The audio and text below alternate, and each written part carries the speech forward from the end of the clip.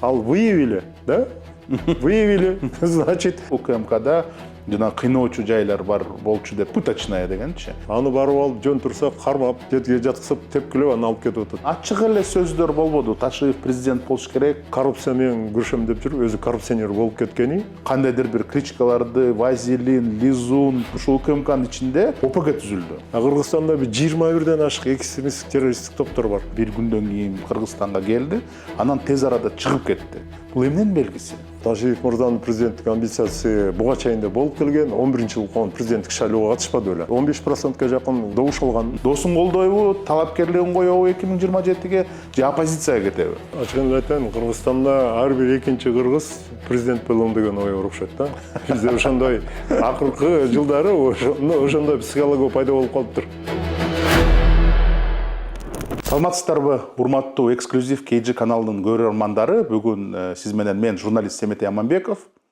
Бүгүнкү жагдай боюнча, кырдаал боюнчагы маекке мурдакы УКМКнын биринчи орун басары Альфа атайын кызматынын негиздөөчүсү, азыркы коомдук ишмер Артур Медетбеков келди. Вот эта вооруженная группа людей перекрыла дорогу туда, в село. Возможно, если стрельба будет, я тебе хочу сказать, чтобы ты сразу лег, а потом ребята вытащили. Артур Медетбеков, улуттук коопсуздук кызматынын генерал-майору. 1998 жылы улуттук коопсуздук кызматынын Альфа атайын бөлүмүнүн башчысы. 1999 жылы Баткен окуялары маалында Альфанын атайын иш аракеттерин башкарган. 2005 жылы Кыргыз Республикасынын мамлекеттик күзөт кызматынын башчысы. 2006 жылы Улуттук коопсуздук комитетинин төрагасынын биринчи орун басары болуп дайындалган. Ошол эле мезгилде Кыргызстандын антитеррордук борборунун башчысы. 2010 жылы Альфа антитеррор коомдук бирикмесинин президенти болуп шайланган. Улуттук коопсуздук, терроризм жана экстремизмге каршы күрөш боюнча адис. Азыркы убакытта коомдук ишмер. Артур мырза, биринчиден чоң рахмат убакытта биздин маекке келгениңизге. Эми бүгүн бизде бир эле тема болуп атат, саясий кырдаал, тандемдин ортосунда болгон жарака, азыркы УКМКнын айланасында болуп аткан иш-чаралар, ошол кандай болуп атат деп, ошонун алкагында биздин маекти өткөрсөк. Алгачкы эле суроо, эми дагы эле ушул канча уже бир 2 жума өттү, 2 жума өткөндөн кийин дагы эле бир суроо жаралып атат. Ушул бизде 5 жылдан бери бир мындай туруктуу, күчтүү тандемдин кулашына эмне түрткү болду, эмне болуп кетти эки достун ортосунда, кандайча болуп кетти деген дагы эле ушул суроону эч ким так жооп бере албай атат. Ар кандай версиялар бар. Анан ушунун баары ортосундагы болгон негизги причиналары кайсысы болду деп сиздин көз карашыңыз кандай? Саламатсыздарбы? Эми сиз туура айттыңыз. 2 жуманын ичинде бул тема элдин оозунан түшпөй, абдан карама каршы пикирлер соц тармактарда, массалык маалымат каражаттарында, жөнөкөй эле адамдардын ортосунда, интеллигенциянын ортосунда күчөп турган мезгил. Негизинен ачык айтканда, бул президент менен улуттук коопсуздук кызматынын башчысы ортосундагы тандем 2020 жылдан эмес, ага чейин дагы башталып, экөө көп кыйынчылыктардан, көп деген ар кандай ашуулардан, саясий ашуулардан өтүп, анан ошол 2020 жыл болгон революциялык төңкөрүштөн кийин ушундай эл тандап, ушундай даражага жетишти. Бирок бир кызыгы бул маселени ар тараптуу караш керек деп ойлойм.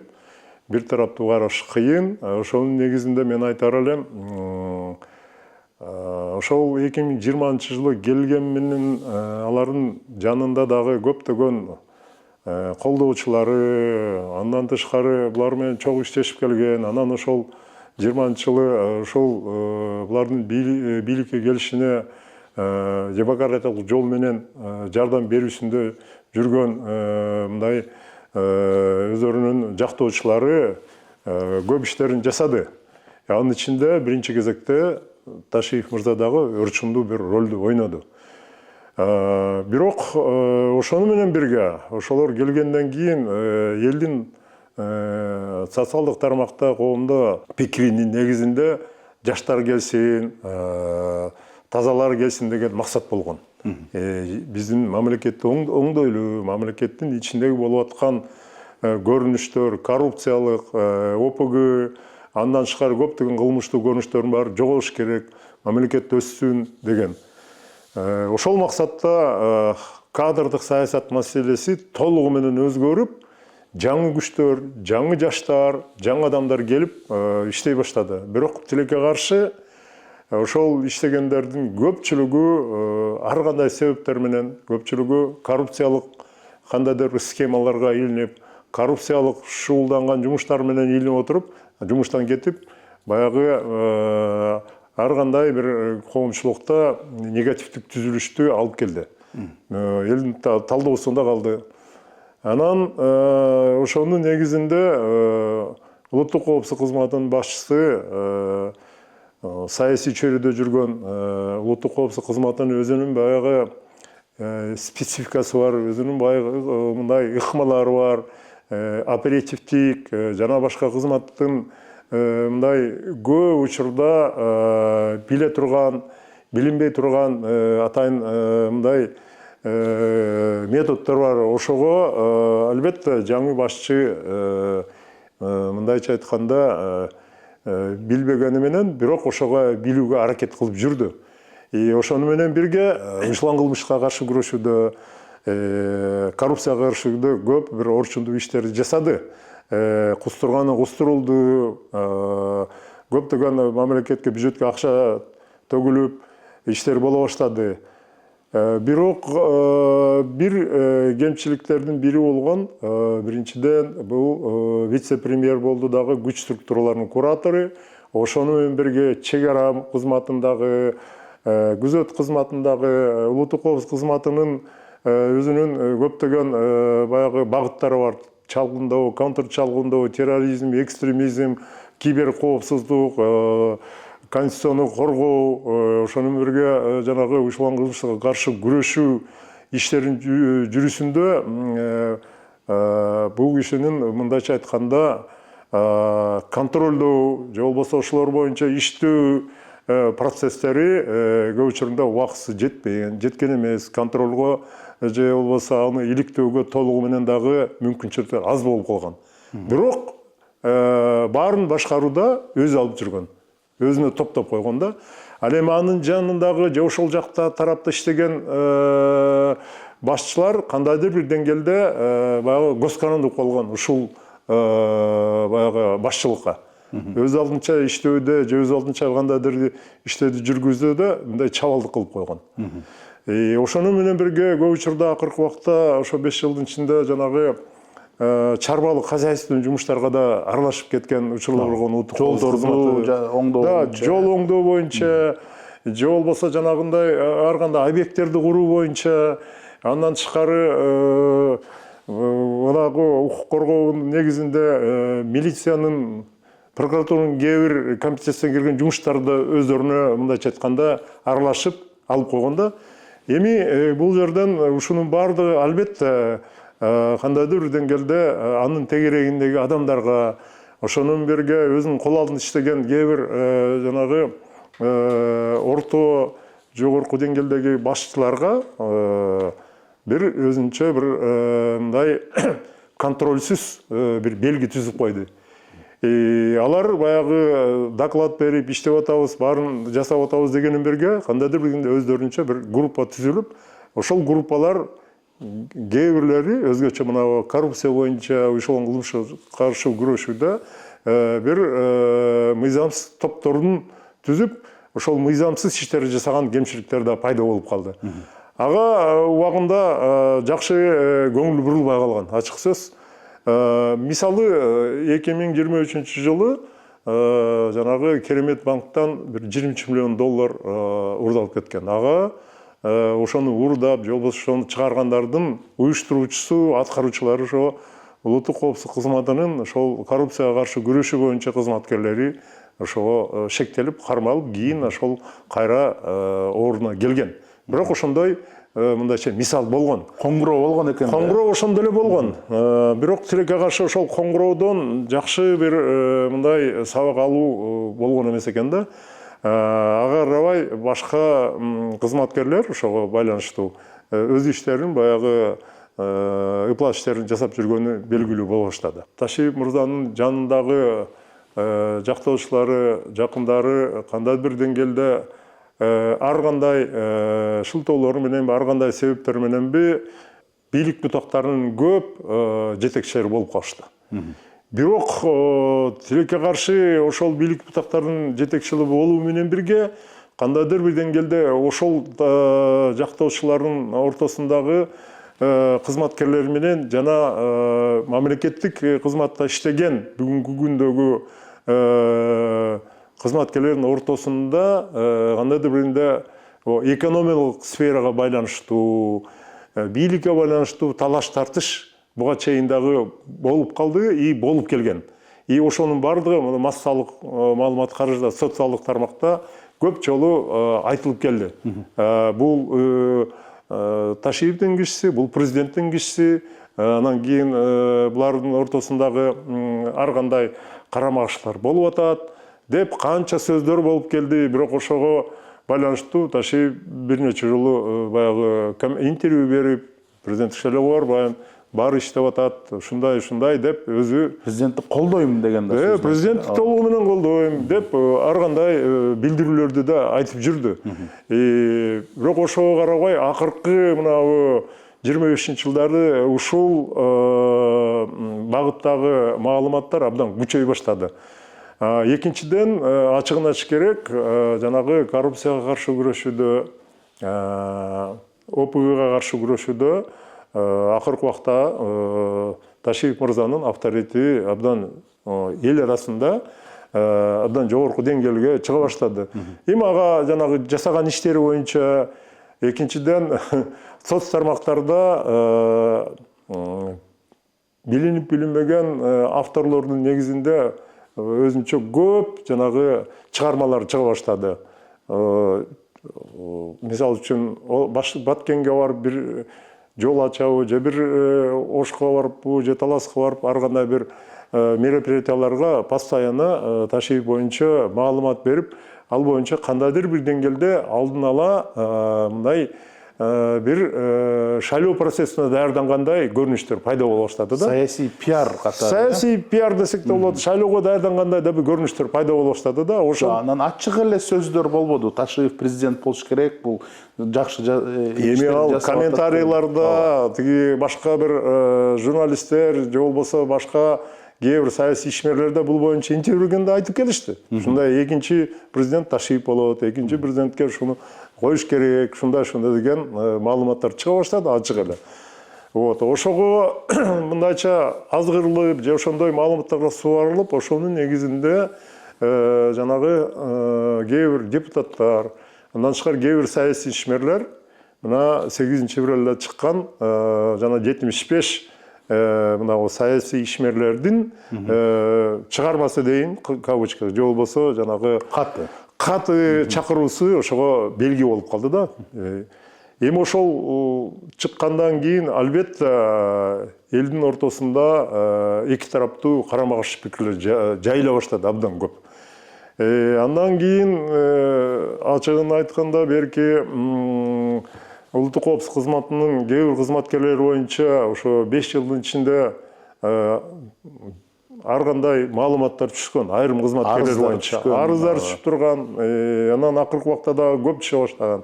Ошо алардын жанагы кылмыштууга шектүү болуп, ар кандай бизнесмендерди кордоп, коркутуп, акча алганы боюнча. Бирок ага жогорку деңгээлде көп көңүл бурулбай калган. Убагында аларды териштери да жакшы болбой калганы азыр бүгүнкү күндө далил болуп атат. Ошонун баары чогулуп отуруп, бул өзүнчө бир орусча айтканда мина замедленного действия болуп калды. Мына ушул азыр жарылып кетет деген мындай убакыт калып келип калды да. Бул бир чети, экинчи чети акыркы убакта ошол Кыргызстанда болуп аткан өзгөрүүлөргө биздин коңшу өлкөлөрдүн блогерлери, Өзбекстан, Казакстандын, кээде Россиянын блогерлери, кээ бир саясатчылары, жөнөкөй адамдары, соц тармактары ар кандай комментарийлер жазуу менен бирге улуттук коопсуздук кызматынын башчысынын жумушун жогору баалап, кандайдыр бирден алар дагы ошол пиар компанияга катышып калды да. Бул дагы өзүнчө бул эл аралык деңгээлде өзүнчө бир мындай саясий пиарга айландыра турган учурду алып келип койду. Бунун баары чогулуп отуруп, жанагындай 75 адамдын чакыруусу катына себеп болду окшойт. Анан ошо катты жазганда, катты ошол авторлор түзгөндө кандайдыр бир деңгээлде ошол Ташиевдин өзүнөн реакция болбой калды да. Ошондо эгерде реакция берип, ордуна коюп, мындай токтоткула, шайлоо өз убагында болот. Мен президенттин менен колдойм, президент менен аягына чейин болом деп тыйып койгондо, айтып койгондо, балким жана 75 киши да суралбайт эле, ошону менен бирге мондай кырдаалда өзгөрбөйт эле. Толук кандуу сизге кошулам. Ушул Ташиевдин унчукпаганы чын эле чоң белги болду деп ойлойм. Анткени себеп да болду да. Анткени эми мен ойлойм, бул эки достун саясий тандеми, экөөнүн достугу, ушул бүт сиз айтып кеткен жагдайлардын баарына бир эле чекит коюп койсо болмок. Эгерде экөө ачык мындай сүйлөшүп эле, анан Ташиев айтса, жок, бунун баары жасап атат, мен азыр өзүм көзөмөлүн алам, бунун баарын жок кылам, никакой шайлоого катышпайм. Дагы бир жолу айтып коеюн, президент барат, экинчи срокко президент Жапаров барат, мен аны колдоп берем, анан көрөбүз деп. Бирок унчукпай койду. Ошондо сиздин оюңузча Ташиевдин мындай президенттик амбициясы бар беле? Ачыксыз, Ташиев мырзанын президенттик амбициясы буга чейин да болуп келген. Ошон үчүн эсиңизге сала кетейин, 2010-жылы болгон, 11-жылы болгон президенттик шайлоого катышпады беле. 15%га жакын добуш алган. Бул албетте бул ички дүйнөсүндөгү өзүнүн аң сезими менен ошо президенттик шайлоого барып президент болом деген өзүнүн белгисин мурга чейин эле, буга чейин эле билдирип келген. Ал эми баягы эки мамлекеттик ишмер Ташиев менен Жапаров баягы 20-жылы бийликке келгенден кийин ал дос катары, мамлекеттик ишмер катары Жапаровду колдоп, ошону аягына чейин президент болот, мен колдойм деп биринчи жолу билдирип келген. Бирок тегерегиндеги баягы жактоочулары, колдоочулары, андан тышкары мына саясий пиар компаниясы, андан тышкары мына бүгүнкү күндөгү көрүнүш, жагдай, экономикалык, саясий көрүнүштөр буга түрткү болуп, ички дүйнөсүндө албетте президенттикке барам деген ой максаты болгондой сезилет да. 2020-жылы президент Жапаров президенттикке койгондо, ал убакытта эсиңизде болсо, чын эле көп эле элдер именно президент Жапаровду колдогон, Садыр Жапаров президент болсун деген жагдай ошондой болгон. 2020-21 жылдары. Бирок ошондо эки достун ортосунда кандайдыр бир келишим болуптур, ооз-эки келишим.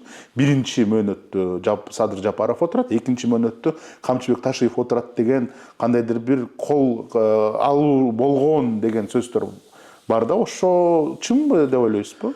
Экөөнүн ортосунда сөз болгону, болбогону эл арасында биринчи жолу массалык маалымат каражаттарында айтылып келген. Аны эми экөө билет, эми баарыбыз бир ачыгын айта албайбыз, бирок божомолдогон сөздөр көп. Эгер андай сөздөр боло турган болсо, алар албетте баягы сөз беришип, же болбосо кагазга жазыштуу, же бир кандайдыр бир ант бериштүү, ал экөөнүн ичиндеги сөз, аны айтыш кыйын.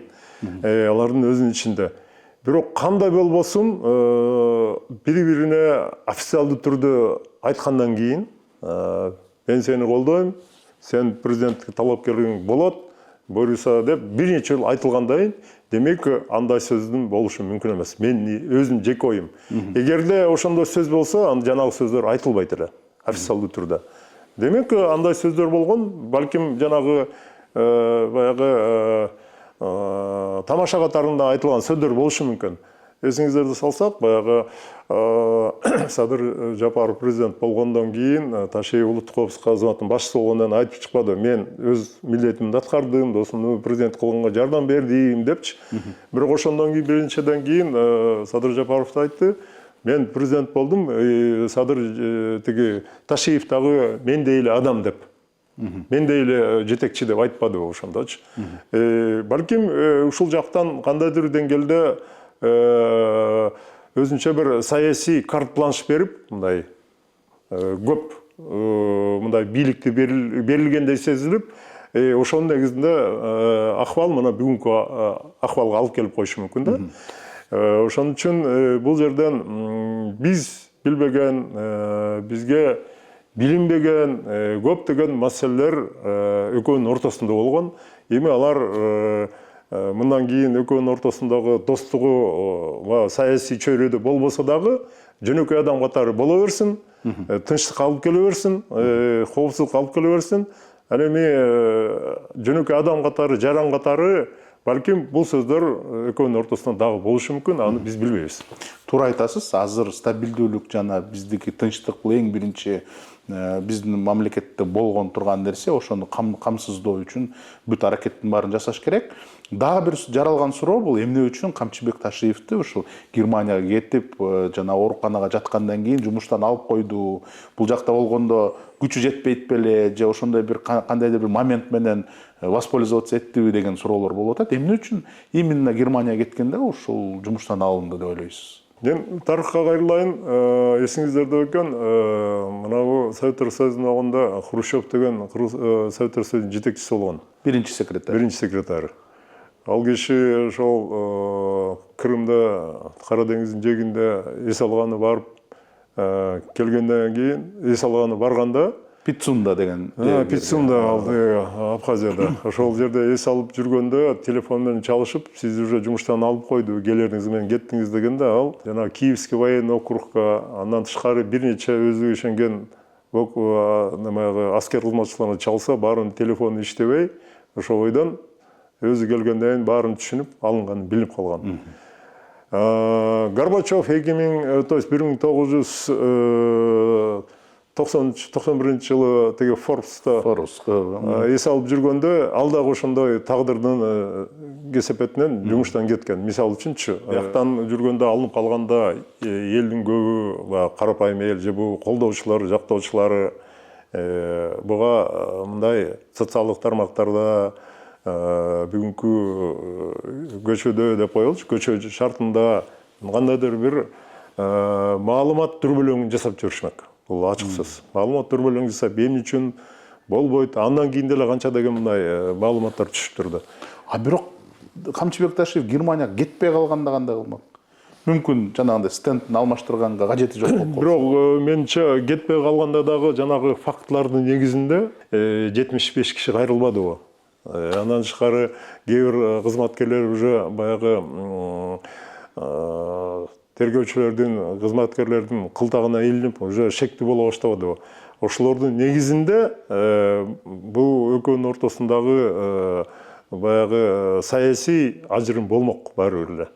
Себеп дегенде саясатта эч убакта достчулук менен бийлик жасаш мүмкүн эмес.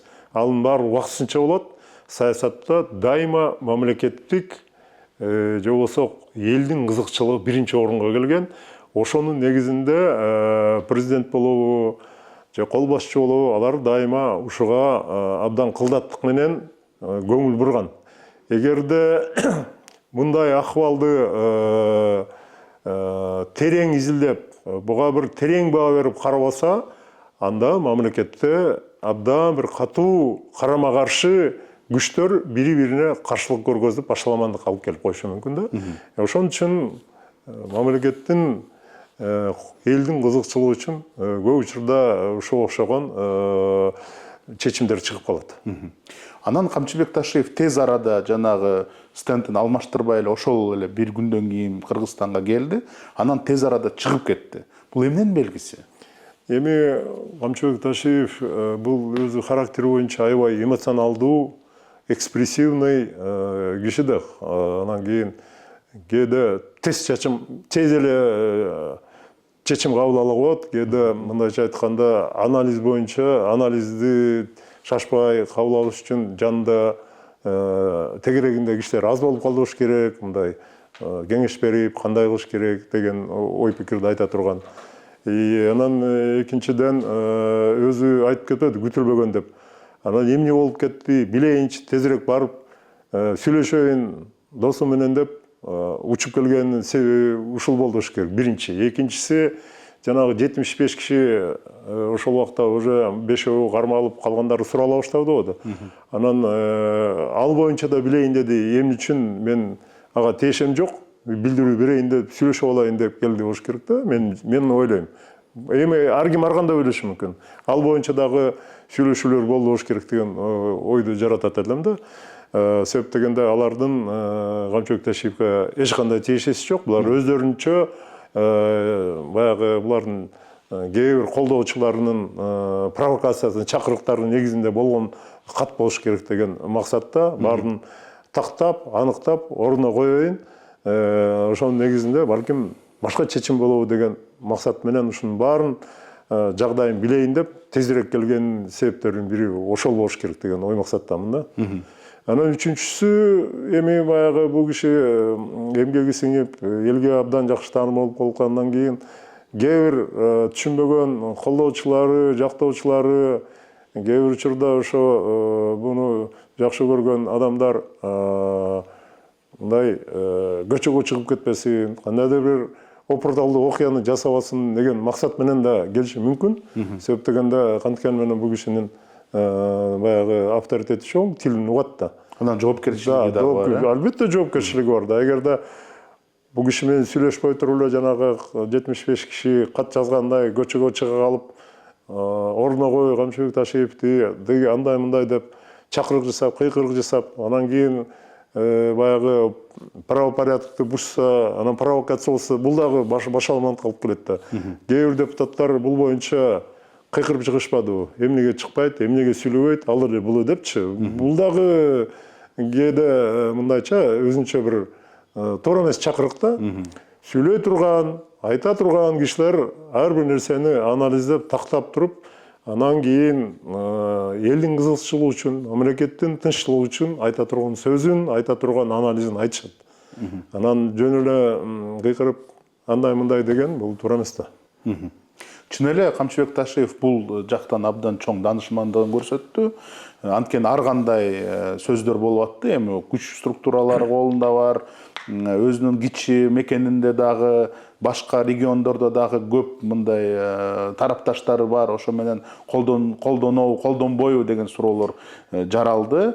Анан мисалы үчүн Хрущевду мисал келтирбедиңерби? Ал дагы Пицундада отурганда Кошевой деген Киевский военный округдун башчысы чалганда экөө сүйлөшүп, экөө ал мен сени Сталин убагында сактап калгам, мага жардам бер дегенде, ого 1 миллион аскерим бар, сизге жардам берем дегенде, ошондо бирок Хрущев түшүндү да, жанагы мамлекетти бөлүп жарып албайын деп Москвага кайтып, мындай Киевке учмак да. Анан ошо киевский аскерлер менен жамынып алайын деген ойдо болгон, бирок ошол данышмандыгы ал жактан дагы мындай биринчи кезекке чыгып, ошол Ташиевда дагы ошондой туура кылды.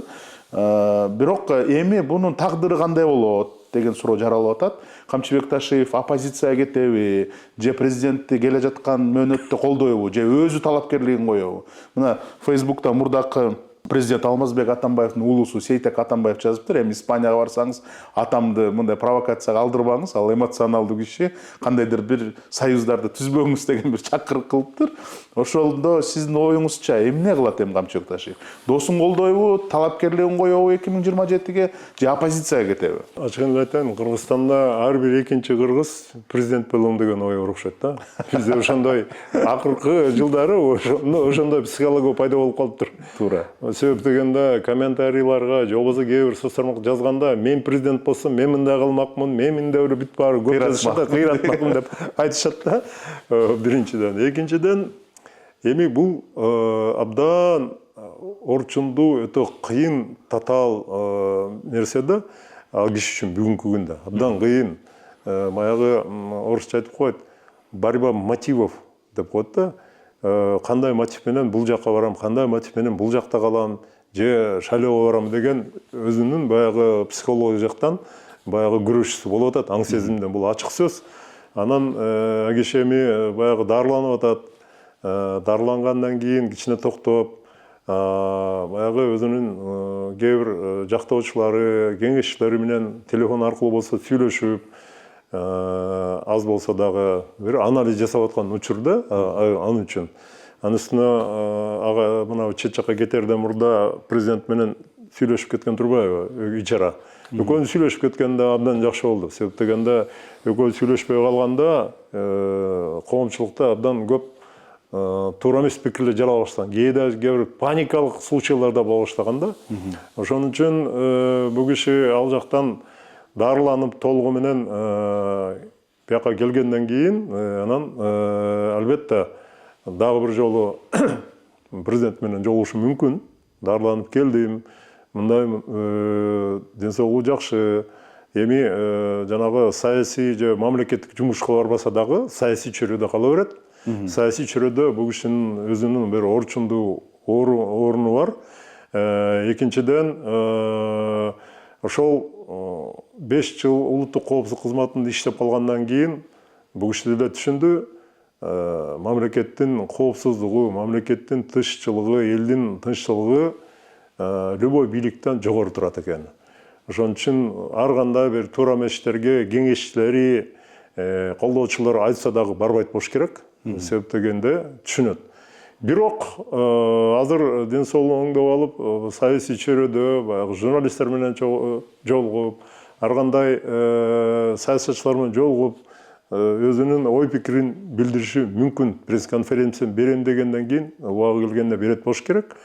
Үчүнчүдөн жанагы туура эмес иштерге бара турган, провокация жасай турган адамдарды өзүнүн тегереңде ордуна коюп, тынччылыкка чакырыш керек деген ойду айтат элем.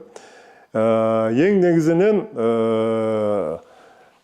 эгерде ушундай ой максат менен иштеп, ушундай максат менен президенттик шайлоого чейин жүрө турган болсо, президенттик шайлоодо астында бул киши президенттик шайлоого барышы мүмкүн. Себеп дегенде канткени менен колдоочулары, жактоочулары дагы эле болсо, аз болсо дагы, бүгүнкү күндө азыраак болсо дагы бар. Экинчи тарабы, эгерде жанагы кармалгандар өзүнүн кол алдында иштеп, миллиондогон долларлар чыгып атпайбы? Анан жанагы уурлардын активдери, машиналары тиги өзүнүн кол алдында иштеген баягы сотрудниктерден чыгып атпайбы? Алар чын айтканда Ташиевди орусча подставили да, ушундай жаман көргөзүп койду абдан. И Ташиев деле эмес, бүт укук коргоо ишин улуттук коопсуздук кызматында ушундай абдан мокочо көргөзүүгө аракет кылып коюшту да. Бул өтө кыйын неме да, татаал кыйынчылыктарды туудуруп койду.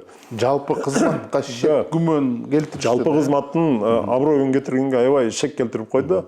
Албетте эми жалпы улуттук коопсуздук кызматында тартиптүү, илими бар, сабаттуу, чыныгы дасыккан профессионалдар иштейт. Аларга мындай абройду жабыш мүмкүн эмес. Эми 3-4, балким 10-15 сотрудниктер баягы орусча айтканда погода жасай албайт, баягы ал бүт бардыгын, бүт эле ошол кызмат ушундай иштейт дегенден алыш болуш керек.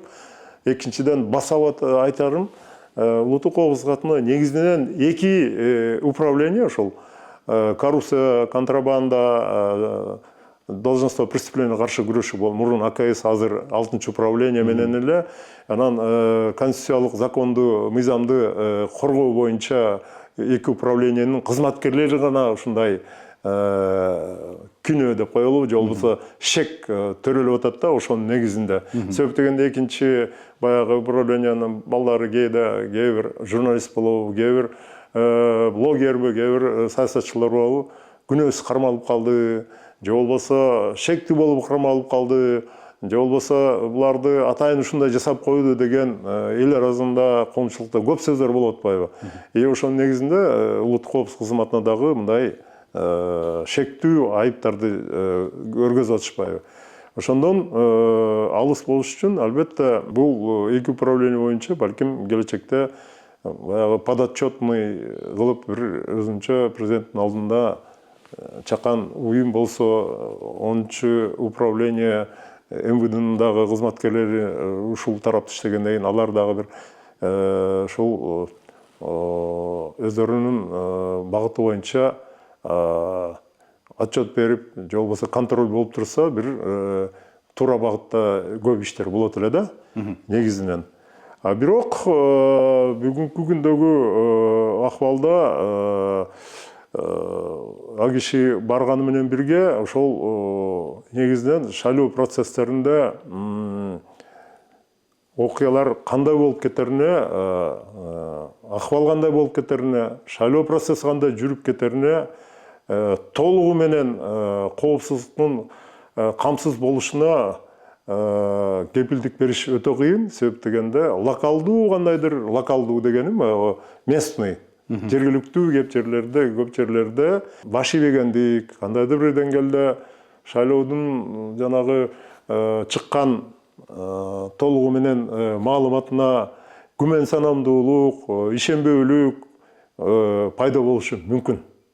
Ошону айтам да, эгерде Камчыбек Ташиев 2027 жылы шайлоого барса, кандайдыр бир саясий кырдаар курчуп кетпейби деген суроо жаралып атат да. Анан өзү мындай президент айтты го, өз арабызда сүйлөштүк, стабилдүүлүк менен тынччылык эң биринчи орунга келди деп. Ошого түзмө-түз шек келтирген, кандайдыр бир кооптуу жагдайды жараткан бул Ташиевдин талапкерлиги болуп атпайбы?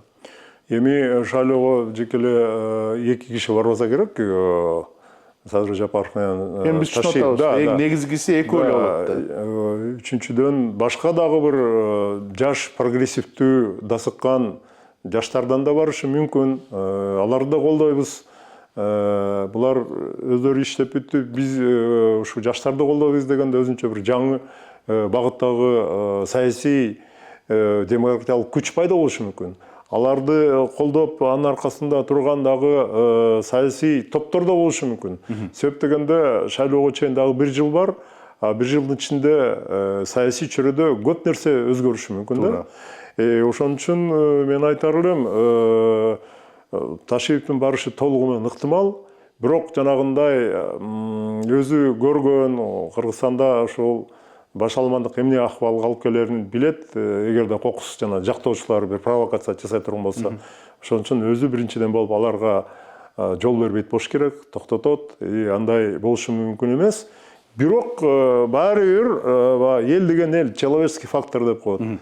Жерлерде шайлоодун баягы толук маалыматы менен толугу менен ишенбейбиз, буга макул эмеспиз деген жергиликтүү өздөрүнүн позициясы адамдар же болбосо группалар мындай чакан болсо дагы бир локалдуу конфликттерди жаратышы мүмкүн. Любой шайлоодо, даже жогорку деңгээлде демократиялык өлкөлөрдө дагы 1000 жолу жактаса дагы баары бир ошондой локалдуу конфликттер болуп келген, чакан болсо дагы. Мен ошол мааниде айтып атам да. Эми ошол чакан, да, Кудай сактасын. Бирок эсиңизге сала кетейин, 2005 жылы баягы парламенттик шайлоо болгондо Кыргызстанда ошондой локалдуу конфликттер чогулуп отуруп, мисалы үчүн биринчи теге Нарын облусунда болуп келди. Анан кийин Жалал Абадта болуп келди, анан Таласта болуп келди. Ошентип отуруп, анан Бишкекке келип, анан жанагы революциялык төңкөрүшкө алып келбеди 2005 жылы. Анан кайра парламентте ошондо жанагы анын баары бизге белгилүү да, Акаевдин баласы менен кызы парламент келгенде ошондой болбодубу. Ошол локалдуу жанагы болуп аткан жергиликтүү кичинекей болсо дагы чатак, анын баардыгы чоң чатак айланып кетиши мүмкүн да. УКМК жөнүндө сөз кылсак, сиз мына эксперт катары, мурда УКМКда көп жыл иштеген адис катары, мына азыр көп УКМКнын ыплас иштери жарыкка чыгып атат. Тергөөнүн версиясы боюнча паракурчулукка малынган, жанагындай карапайым элдерди, ишкерлерди кыйнап неметкен, анан өзүнчө дагы бир ОПГ түзүлдү деп өзүңүз да айттыңыз. Кандайдыр бир кличкаларды Вазилин, Лизун, Сүмбүл, аз бүгүн 6-чы управлениянын кармап тур Грудак дегендер. Бул эмне деген жагдай? Кантип ушул УКМКнын ичинде ОПГ түзүлдү? Эми биринчиден сөзүңүзгө аралжы УКМК деп айткым келбейт. УКМКнын ичиндеги 6-чы управление деп айтсак болот. Себеп дегенде УКМК дегенде ал жерде көптөгөн таза жакшы иштеген адистер бар. УКМКнын ичинде 6-чы управление коллектив аз эле, ал эми башка управлениедеги адистердин саны бир 80-90% түзөт. Эми бирөөсү мисалы үчүн Бишкек шаарынын толук управлениянын башчысы. Эми Бишкек шаарынын управлениянын башчысы Жакупов деген жигит буга чейин ошол жанагы айтылган закондогу өзүнчө бир пока шектүү болуп атпайбы, УПГны түзгөн деген бул ага чейин чүй управлениясында иштеп келген жигит. Чүй управлениясында иштеп келген, атайын ошол кызматтын окуусун бүткөн, анан ошондой ишке барганы албетте бул абдан улуттук коопсуздук кызматы үчүн абдан бир чоң трагедия болбосо дагы абдан мокочо болуп калды да, биринчиден. Экинчиден, эми ошондой жумушка барганы, ошондой группаны түзүп, ошондой жанагы ыплас иштери менен шугулданганы биринчи кезекте анын жеке ички дүйнөсүнүн ушунчалык ошо коррупция менен күрөшөм деп жүрүп, өзү коррупционер болуп кеткени, аң сезимин, акыл эсинин төмөндүгү. Экинчиден, ошону баягы айтып кетпедимби башында, жогорку жетекчилеринин баягы контролдугунун, көзөмөлдүгүнүн аздыгы болуп калган. Үчүнчүдөн, ошогон жетекчилер көп учурда ошо улуттук коопсуздук кызматынын көрүйлүшү замдары бар да. Ошолорго көп учурда баш ийбей, рапорт, докладын түз эле биринчи улуттук коопсуздуктун председателине баягы баш ийип, түздөн түз ошону менен иштейм деп, мындай ченебей калган учурлар дагы болгон да. Анан көзөмөл аз болуп калган. Төртүнчүдөн, булар ошол группа түзүү менен бирге өздөрү ошол ОПГ коррупциялык иштер менен көпчүлүгү кандайча кирип кеткенин сезбей да калган. Сезгенге буларда баягы артыбызда мыйзам турат, кандай кылсак дагы биздин баягы мыйзам аркылуу баарын орногобуз. Биз көп жылдар бою келдик, билинбей калат. Эмне кылсак дагы бул ишти жаап коебуз деген өздөрүнүн ички ой дүйнөсү, ошондой ой жүгүртүүсү болгон да. Эми артында кайсагы мыйзам толтура байлыктарды топтоп атса, машинелерди айылып атса, особняк алып атса, миллиондогон доллар айылып атса, бул мыйзамсыз да.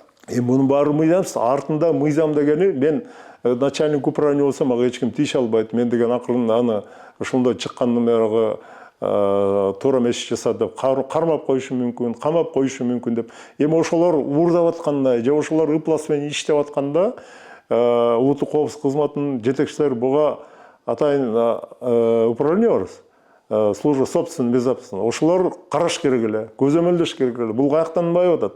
Бул каяктан булар жыргап жүрүшөт? Анан арыздар да түшүп атпайбы? Көпчүлүк арыздар түшүп. Арыздардын көбү түшүп атканда баягы рука моюп болуп жабылып калган да. Карганын көзүн чукубайт. Көп учурда далилсиз деп калган. Аны арыздар түшкөндө баягы сотрудниктерге түшөт да. Сотрудниктер түшкөндө начальник управлениясы өзү ошонун башында турса, анан жаап коет да көп учурда. Анда дагы бир суроо. Кыргызстанда атайын кызмат бар, ушунун баарын көзөмөлгө алыш керек. Бул прокуратура органдары. Бүт Кыргызстанда болуп аткан мыйзамдуу жерлерин прокуратура карайт, УКМКны көзөмөлдөгөн прокуратура карайт, арыздарды караган прокуратура карайт. Ошо анда прокуратура каяка карап турду? Бирок 5 жылдын ичинде улуттук коопсуздук кызматынын компетенциясы өзүнүн баягы компетенттүү багытынан чыгып кетпеди, чектен чыгып кетти. Башында айтып кеттим, прокуратуранын да кээде, МВДнын дагы кээде жанагы сотторго мындайча айтканда прямой указание берип, аны дагы буну камабайсың деп өзүнүн баягы компетенциясын жогору чыгарып жиберди дагы. Экинчиден, алардын функциясын дагы өзүнө мындай камтып алган учурлар пайда болуп калды.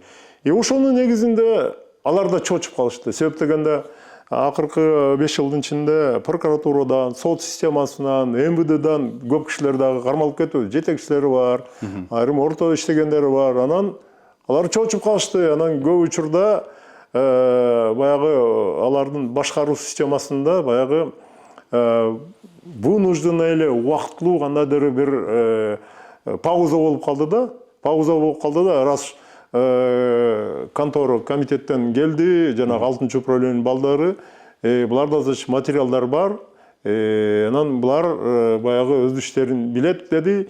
Экинчи учурда алар баягы ар бир сотрудниктер боюнча мындайча айтканда, эгерде аларда таза эмес иштесе, ошол эле органдарда досье болгондо, анан ошолорду көргөзүп чогултуп алганда, көргөзүп коет. Анан баягы көп учурда унчукпай калышкан да. И контролдо алар дагы көзөмөлдүктү мындай чабылдык кылып койгон. ошол МВД, прокуратура өзлөрү ушул ыплас нерселерди көргөндө өзлөрү досье чогултуп атты, кандай деп ойлойсуз? Азыркы мына 6 управлениянын балдары. Эми эгерде аларга биринчиден арыз түшсө, экинчиден ушул боюнча башка коомдук жактан материалдар түшсө, үчүнчүдөн прокуратура мындай нерсени мындай оперативдик иши жок да алардынчы. Оперативдик изилдөө иштери жок. Прокуратура мындай оперативдик иштерди негизинен чогулта албайт. Ал МВДнын кызматкерлери бул боюнча эгерде алардын компетенциясына кирген уурулук, киши өлтүрүү, ОПУГ менен байланышып, анан коррупция менен ушундай иштер жасага, эгерде аларга оператив маалыматтар техникалык жактан, агентура, жанагы алар ишенген кишилерден түшүп турса, ал маалыматтарды жыйнап, ошонун негизинде жанагы эгерде такталып аныктырган болсо, следствие көрүп иш жүргүзүү керек болчу. Демек, эгерде ошондой маалыматтар аларда болушу мүмкүн биринсерин. Бирок топтоп коюшту да, азыр чыгарабыз деп мисалы. Жок, андай алар топтой алган жок болуш керек. Эгер ошондой топтолсо, анда ал маалыматтардын көбү эч эле мындайча айтканда ачыкка чыгып, мындай иштер жүргүзүлмөк.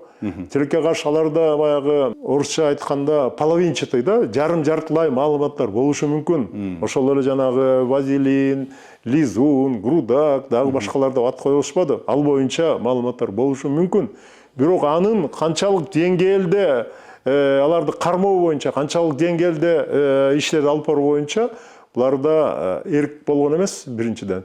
Экинчиден алардын ошол айтып кетпедимби, 6-управлениедеги кызматкерлердин көбү бирдеке болсо эле, мен опер кызматкерлер айтып беришет да, бирдеке болсо биринчи председательдин атын жамылышчу экен да. Тияктан указание болгон, бияктан дептир, даже генерал өзү айткан. Даже зампредтер билбей калган учурлар болгон. Зампредтер билбей калган, начальник управления билбей калган учур болгон. Кээ бир оперлер ушунчалык коркутуп койгон, ушунчалык акыркы убактагы авторитети жогору болуп калган, баягы кармап, коркутуп. Анан кийин тияктан болсо эми унчалбайт, тиякка барып сурамак беле, ушул оперге ушундай задание болду эле андеп. Генералдан суралбайт. Да, суралбайт да. Анан ишенишет, анан действительно башы жакшы болуп келатат, аягы башкача бүтүп калат. А вот ушул кличкалардын пайда болушу каякта келген? Мен билем, бул ОПГ чөйрөсүндө албетте кличкалар бар. УКМКда, ЖМВДда эми позывной болушу мүмкүн, бул жанагындай псевдонимдер. А бул ушул лизун, вазелиндер каяктан пайда болду? Ачык сөз, бул ушундай өздөрүнө ат коюп алышы, булар ортосунда ичарадагы ичарада өздөрү бири менен сүйлөшкөндө өздөрүнүн характерине, жасаган иштерине карата бири-бирине тамашалап ушундай аттарды коюп алышы мүмкүн. Үчүнчүдөн булар баягы 6-управление көбү жана коррупция ОПУГ менен иштеп калды да. Аралашып кеткенден кийин алар менен алар жеке эле алардын баягы ыкмаларын, акчаларын, объекттерин тартып алган бергес ошого окшоп ушундай аттарды да коюп алганы мүмкүн. Бул эмненин белгиси ошондо? Булардын моралдык, психологиялык жактан алардын аң сезими ушунчалык төмөндөп кетиши, өз билемдиги.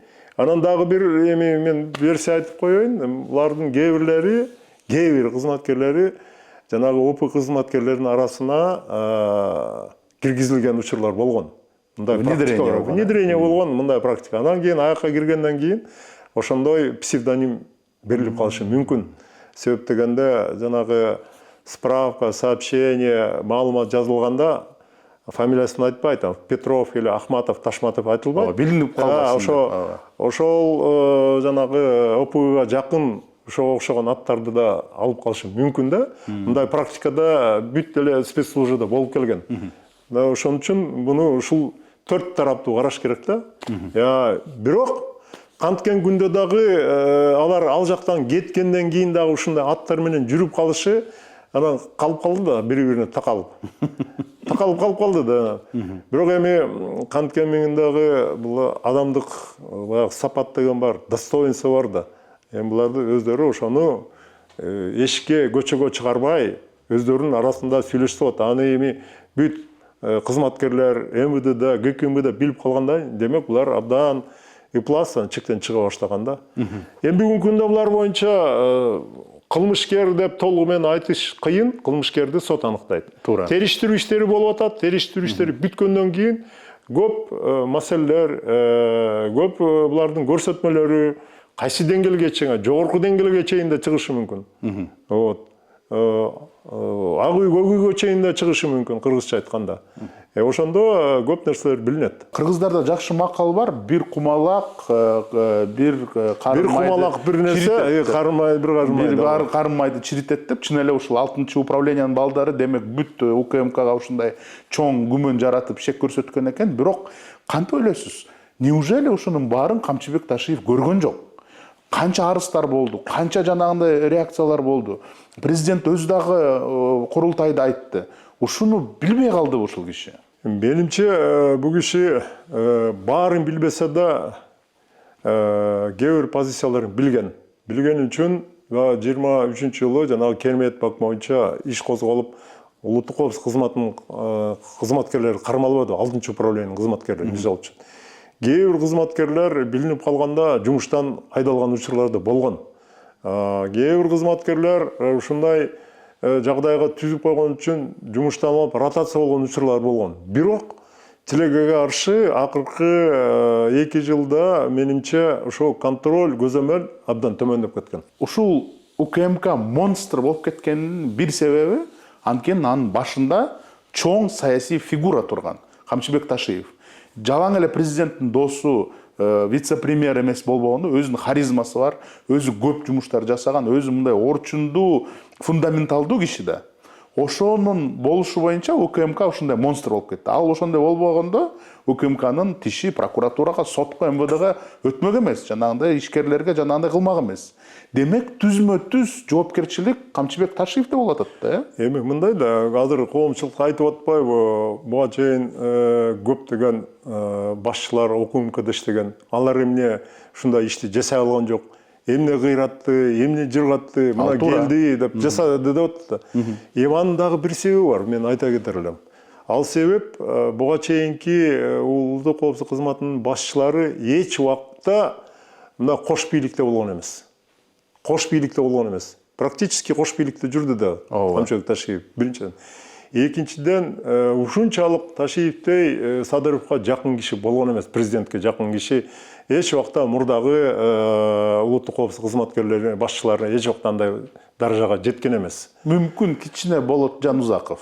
Жок, ал киши да жеткен эмес. Үчүнчүдөн айтып кетиш керек, бул кишилер саясий чөйрөдөн келди. Саясий талаадан келди. Камчыбек Ташиев эч убакта улуттук коопсуздук кызматында опер кызматчы, старший опер, начальник отделения болуп, оператив кызматты да өткөн эмес да. Бирок ал жанагы уюштуруучу, башкаруучу катары президентке жакын болгон. Анын авторитети президенттин деңгээлинде эле болуп калган акыркы жылдары. Анан кийин албетте жанагы улуттук коопсуздук кызматында иштеген өзгөчө коррупцияга каршы иштөөдө, ОПГга каршы иштөөдөгү кызматкерлер өзгөчө баягы бийликти ушунчалык катуу колдонгон, өздөрүнүн полномочиясында чыгып кеткен да. Ошол полномочиясынан чыгып кетип, ошол башкаруу системасындагы көптөгөн укук коргоондан башка ведомстволорго дагы өздөрүнүн таасирин катуу тийгизип калган. Башка ведомствода, башка министерстводагы, башка күч структурадагылар, ошол генерал прокурор болобу, МВД болобу, алар биринчи менен экинчи деп коелу. Биринчи менен экинчи, же болбосо президент менен Ташиевдин ортосундагы мамилени билгенден кийин, бир деңгээлде болуп аткандан кийин алар дагы мындай оболактап чочуп турган, же болбосо мындай конфликтке баргысы келген эмес иш боюнча. Ошонун негизинде ушундай деңгээл түзүлүп калды да. Эгерде мындай болбогондо, эгерде башынан улуттук коопсуздук кызматы жеке эле өзүнүн функциясы менен аткарып, өзүнүн компетенциясы менен иштеп, ошонун аркасында жанагындай улуттук коопсуздук кызматын саясий деңгээлде өзүнчө бир монстрга кылып чыгарбаганда бүгүнкү көрүнүштөр болбойт болчу. Камчыбек Ташиев эми УКМКны жетектеген. УКМКда жанагындай ыплас иштер. Эгерде сот тастыктап койсо, ошол жоопкерчилик Ташиевке келбейби деген суроо да. Эми биз тарыхка кайрылалы. Убагында Кыргызстан мамлекетинде улуттук коопсуздук кызматы эмес, президент отуруп чыккан. Президент ошондой күнөөгө мындай шектелип, кармалып отуруп чыккан. Алыс эмес, Атамбаев, мисалы үчүн. Ошондой эле жанагы 2010-жылы жагдайды түзүлгөн президент баягы сот иши боюнча каралып, күнөөлүү деп азыр розыскта бүгүнкү күндө. Андан тышкары мына болуп аткан окуялар боюнча жеке эле Кыргызстанда башка мамлекеттерде ошондой болгон. Бул мисалы үчүн кандайдыр бир салыштырмалуу келгенде ошол Ташиев алынганда Өзбекстанда күч структураларынын, тиги Тажикстандын күч структурасынын башчысы Түркмөнстандыкы бир эле убакытта алынып калды да, мындай кандайдыр бир күндө өзүнчө мистика болуп калды. Эми салыштырма айтып атам да. Бирок канткени менен эгерде жанагы кармалган жигиттер шектүү болуп кармалган улуттук коопсуздук кызматынын 6-чы управлениясынын кызматкерлери, анын башчысы, андан тышкары кармалган жанагы мурда арестке коюлган ошол Көлбаевдин машинеси, анын активдери, объектилери, андан тышкары мына 75 киши кармалып атпайбы, алардын 5-өө суралып атпайбы, алардын көрсөтмөсү баары чогулуп келип, андан тышкары мынабу көптөгөн министрлер алынып кетти. Убагында аларга көрсөтмө берип, гарантия берип койгон адам Ташиев болгон да, чынында.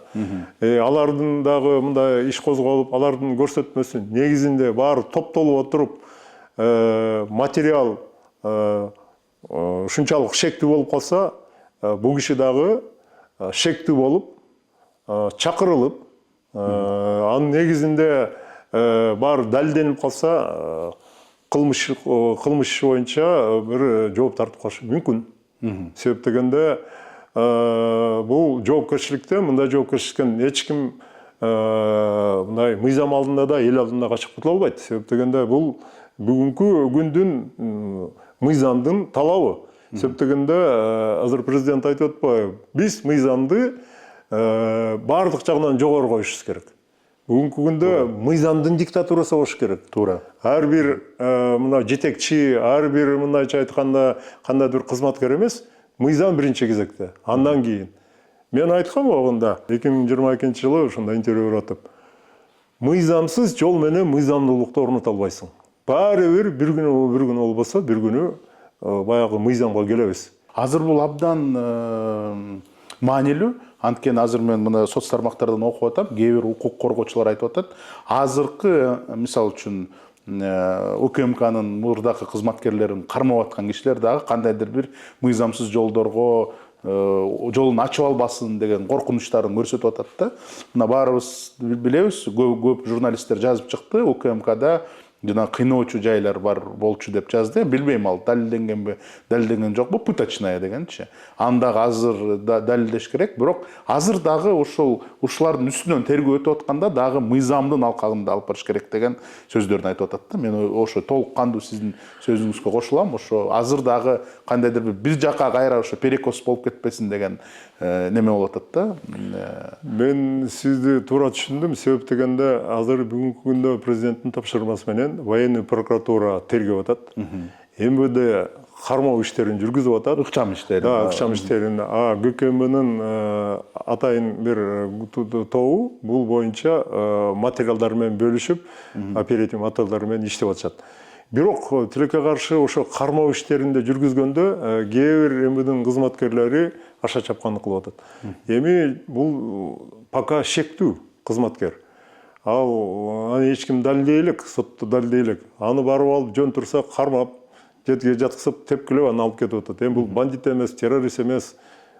Жөнөкөй эле өзү колго түшпөйдөн кармап туруп алып барып отургузуп бер. Эми мындай көрүнүштөр баягы убагында улуттук коопсуздук кызматкерлери тарабынан да белгиленген бул боюнча фактылар бар. Эми ошондой бирин-бири ушундай бир туура эместерге барбаш керек, кайталанбаш керек. Экинчиден, баягы тергөө иштери болуп атканда улуттук коопсуздук кызматы жана 6-чы управлениянын балдары кээ бирлери жасабады мыйзам иштерди. Ошондойдон сабак алыш керек. Бүгүн военный прокуратуранын тергөөчүлөрү да анан саясатка аралаштырып, силер баягы Ташиевчилер, биз Жапаровчулар деген бөлүнүү болбош керек. Бүгүнкү күндө ушундай силер сабагансыңар, биз сабайбыз деген болбош керек. Да, болбош керек. Эсиңизге сала кетейин, убагында Бакиевчилер, Акаевчилер, Атамбаевчилер, Жээнбековчилер деп бөлүнүп калышкан учурлар да болгон да баягы укук коргоо органында. Бул абдан опасный тенденция. Абдан катуу мындай карама-каршылыктарды мындай билдирип коет. Бүгүнкү күндө дагы бул укук коргоо органында эгерде ушундай билинген кээ бир ушундай моменттер пайда болсо, бул өтө кыйынчылыкты жеке эле аларга эмес, коомчулукка да алып келет. Себеп дегенде кармаганда тигилер тиги эме менен Ташиев менен иштеген, Ташиевдин жанында жүргөн, тигиндей мындай деп. Анын күнөөсү жок. Ал деген мамлекеттик кызматта жүргөн. Ага приказ берилет, ал аткарат. Бирок ал приказ аткарганга анын мыйзам негизинде аткарат. Анын ошондой акысы бар. Туура. Анан кийин жок, сен ошондо мыйзамдуу приказ берилген, ал иштеш керек, аткарыш керек. Демек, ошондой акыбалдан мындай алысыраак болуш керек да. Анан экинчиден, сиз айтып кеттиңиз, ошол бүгүнкү күндө ушундай жагдай түзүлбөсүн деп. Тилекке каршы ушундай жагдайды көп учурда массалык маалымат каражаттарында түзүп коюп атат. Блогерлер, кээ бир саясий топтун кээ бир мындай саясатчылары, анан жана комментарий жазганда, мына сага ушундай болуш керек. Анан кийин чала, анан Ташиев деген өбүшү бандиттин башчысы турбайбы, анан тиги бу деп. Бир кичине акыл эске келели. Биринчиден, экинчиден, кандай болбосун баарын сот чечет. Үчүнчүдөн, өзүңөр элестетип көргүлө. Эмне үчүн, эгер ошо билсеңер, эмне үчүн ошондой жагдай түзүлсө, эмне үчүн мурун айткан жоксуңар? Эмне үчүн эмне үчүн мурун айткан жок? Эмне үчүн ошондой билдирүү жасаган жоксуңар? Баягы мындай экен да, орусча айтканда, пока я у власти, меня знают все. Когда я ушел, я знаю всех дегенчи. Бийлик убагында турганда ошондой маселеди көтөрүп айтсаңар бир жөн. Анда балким ошо бийликтегилер эсине келет беле, ошол критикадан туура чечим чыгарат беле. Бир деп. Анан кийин кетип калгандан кийин тепкилеген бул туура эмес. Бул жерден объективдүү баарыбыз айтыш керек. Объективдүү кандай болуш керек, кандай болду, эмне кылышыбыз керек, эмне жагдайга алып келет. Бул жактан бир кошумчам бар. Блогерлер, комментарийлер боюнча сизге кошулам, бирок журналисттерге чындап айтканда акыркы 5 жылда чоң басым болуп, көп иликтөөчү, көз карандысыз журналисттер өлкөдөн чыгып, камалып, кичине жанагындай болду. Алар чын эле жанагындай альтернативдүү критика, мындай конструктивдүү критика берип жүргөн жигиттер болчу. Көбүн чыкпай калышты. Көп кесиптештерим кесиптен кетти. Ошолорду ошон үчүн журналисттер жана Америкада айтып коет эмес беле, журналисты это цепные псы демократии депчи. Ушундай жагдайга журналисттер керек да. Мен түшүнүп атам, Камчыбек Ташиевдин биринчиден көп жумушу болуп калды. Жолдорду да карады, границаны да делимитация кылды, Кыргыздын союзунун, футбольный союзун да жетектеди, бул жактан өзүнүн УКМК иштери бар, коррупция бар. Анын баарын көрбөй калды, албетте маалыматка ээ болбой калды. Ошондо ушундай чыныгы көз карандысыз журналисттер керек болчу. Ошолор көрсөтүп турмак да, мына бул жакта беспредел болуп атат, бул жакта ушундай болуп атат. Фактылар менен, документтерин көрсөтүп, күбөлөрдүн көрсөтмөсүн көрсөтүп, арыздоочулорду көрсөтүп, эки тарапты тең көрсөткөн журналисттер ушундайга абдан керек болот да. Ошон үчүн аларды мен ойлойм азыркы дагы бийликтин өкүлдөрү ушу журналисттердин ролун билип турса жакшы болот беле деген ойдомун да. Мен сизге толугу менен кошулам. Биринчиден жеке эле журналисттер эмес, ошондой эле жанагы кээ бир блогерлер бар.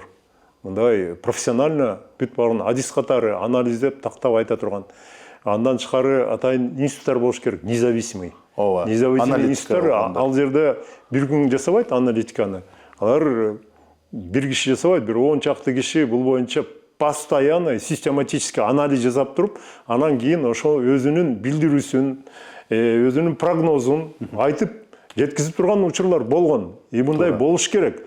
Бирок тилекке каршы ошондой окуяларды же ошондой группаларды же ошондой журналисттерди биздин кээ бир укук коргоо органында иштеген кызматкерлер же карьера жасайм дейби, же бир кандайдыр мындай поощрение алам дейби, же жагынам дейби, туура эмес маалымат берип, туура эмес маалыматты жеткизип, туура эмес анализдеп, же кээде подстава кылып туруп, анан кийин жана аларды кармаган учурлар абдан көбөйгөн. Мисалы үчүн бүгүнкү күндө журналисттерди, блогер, башкаларды кармаган КМБ эмес, МВД да көп. Неме цифра боюнчачы, мисалы үчүн.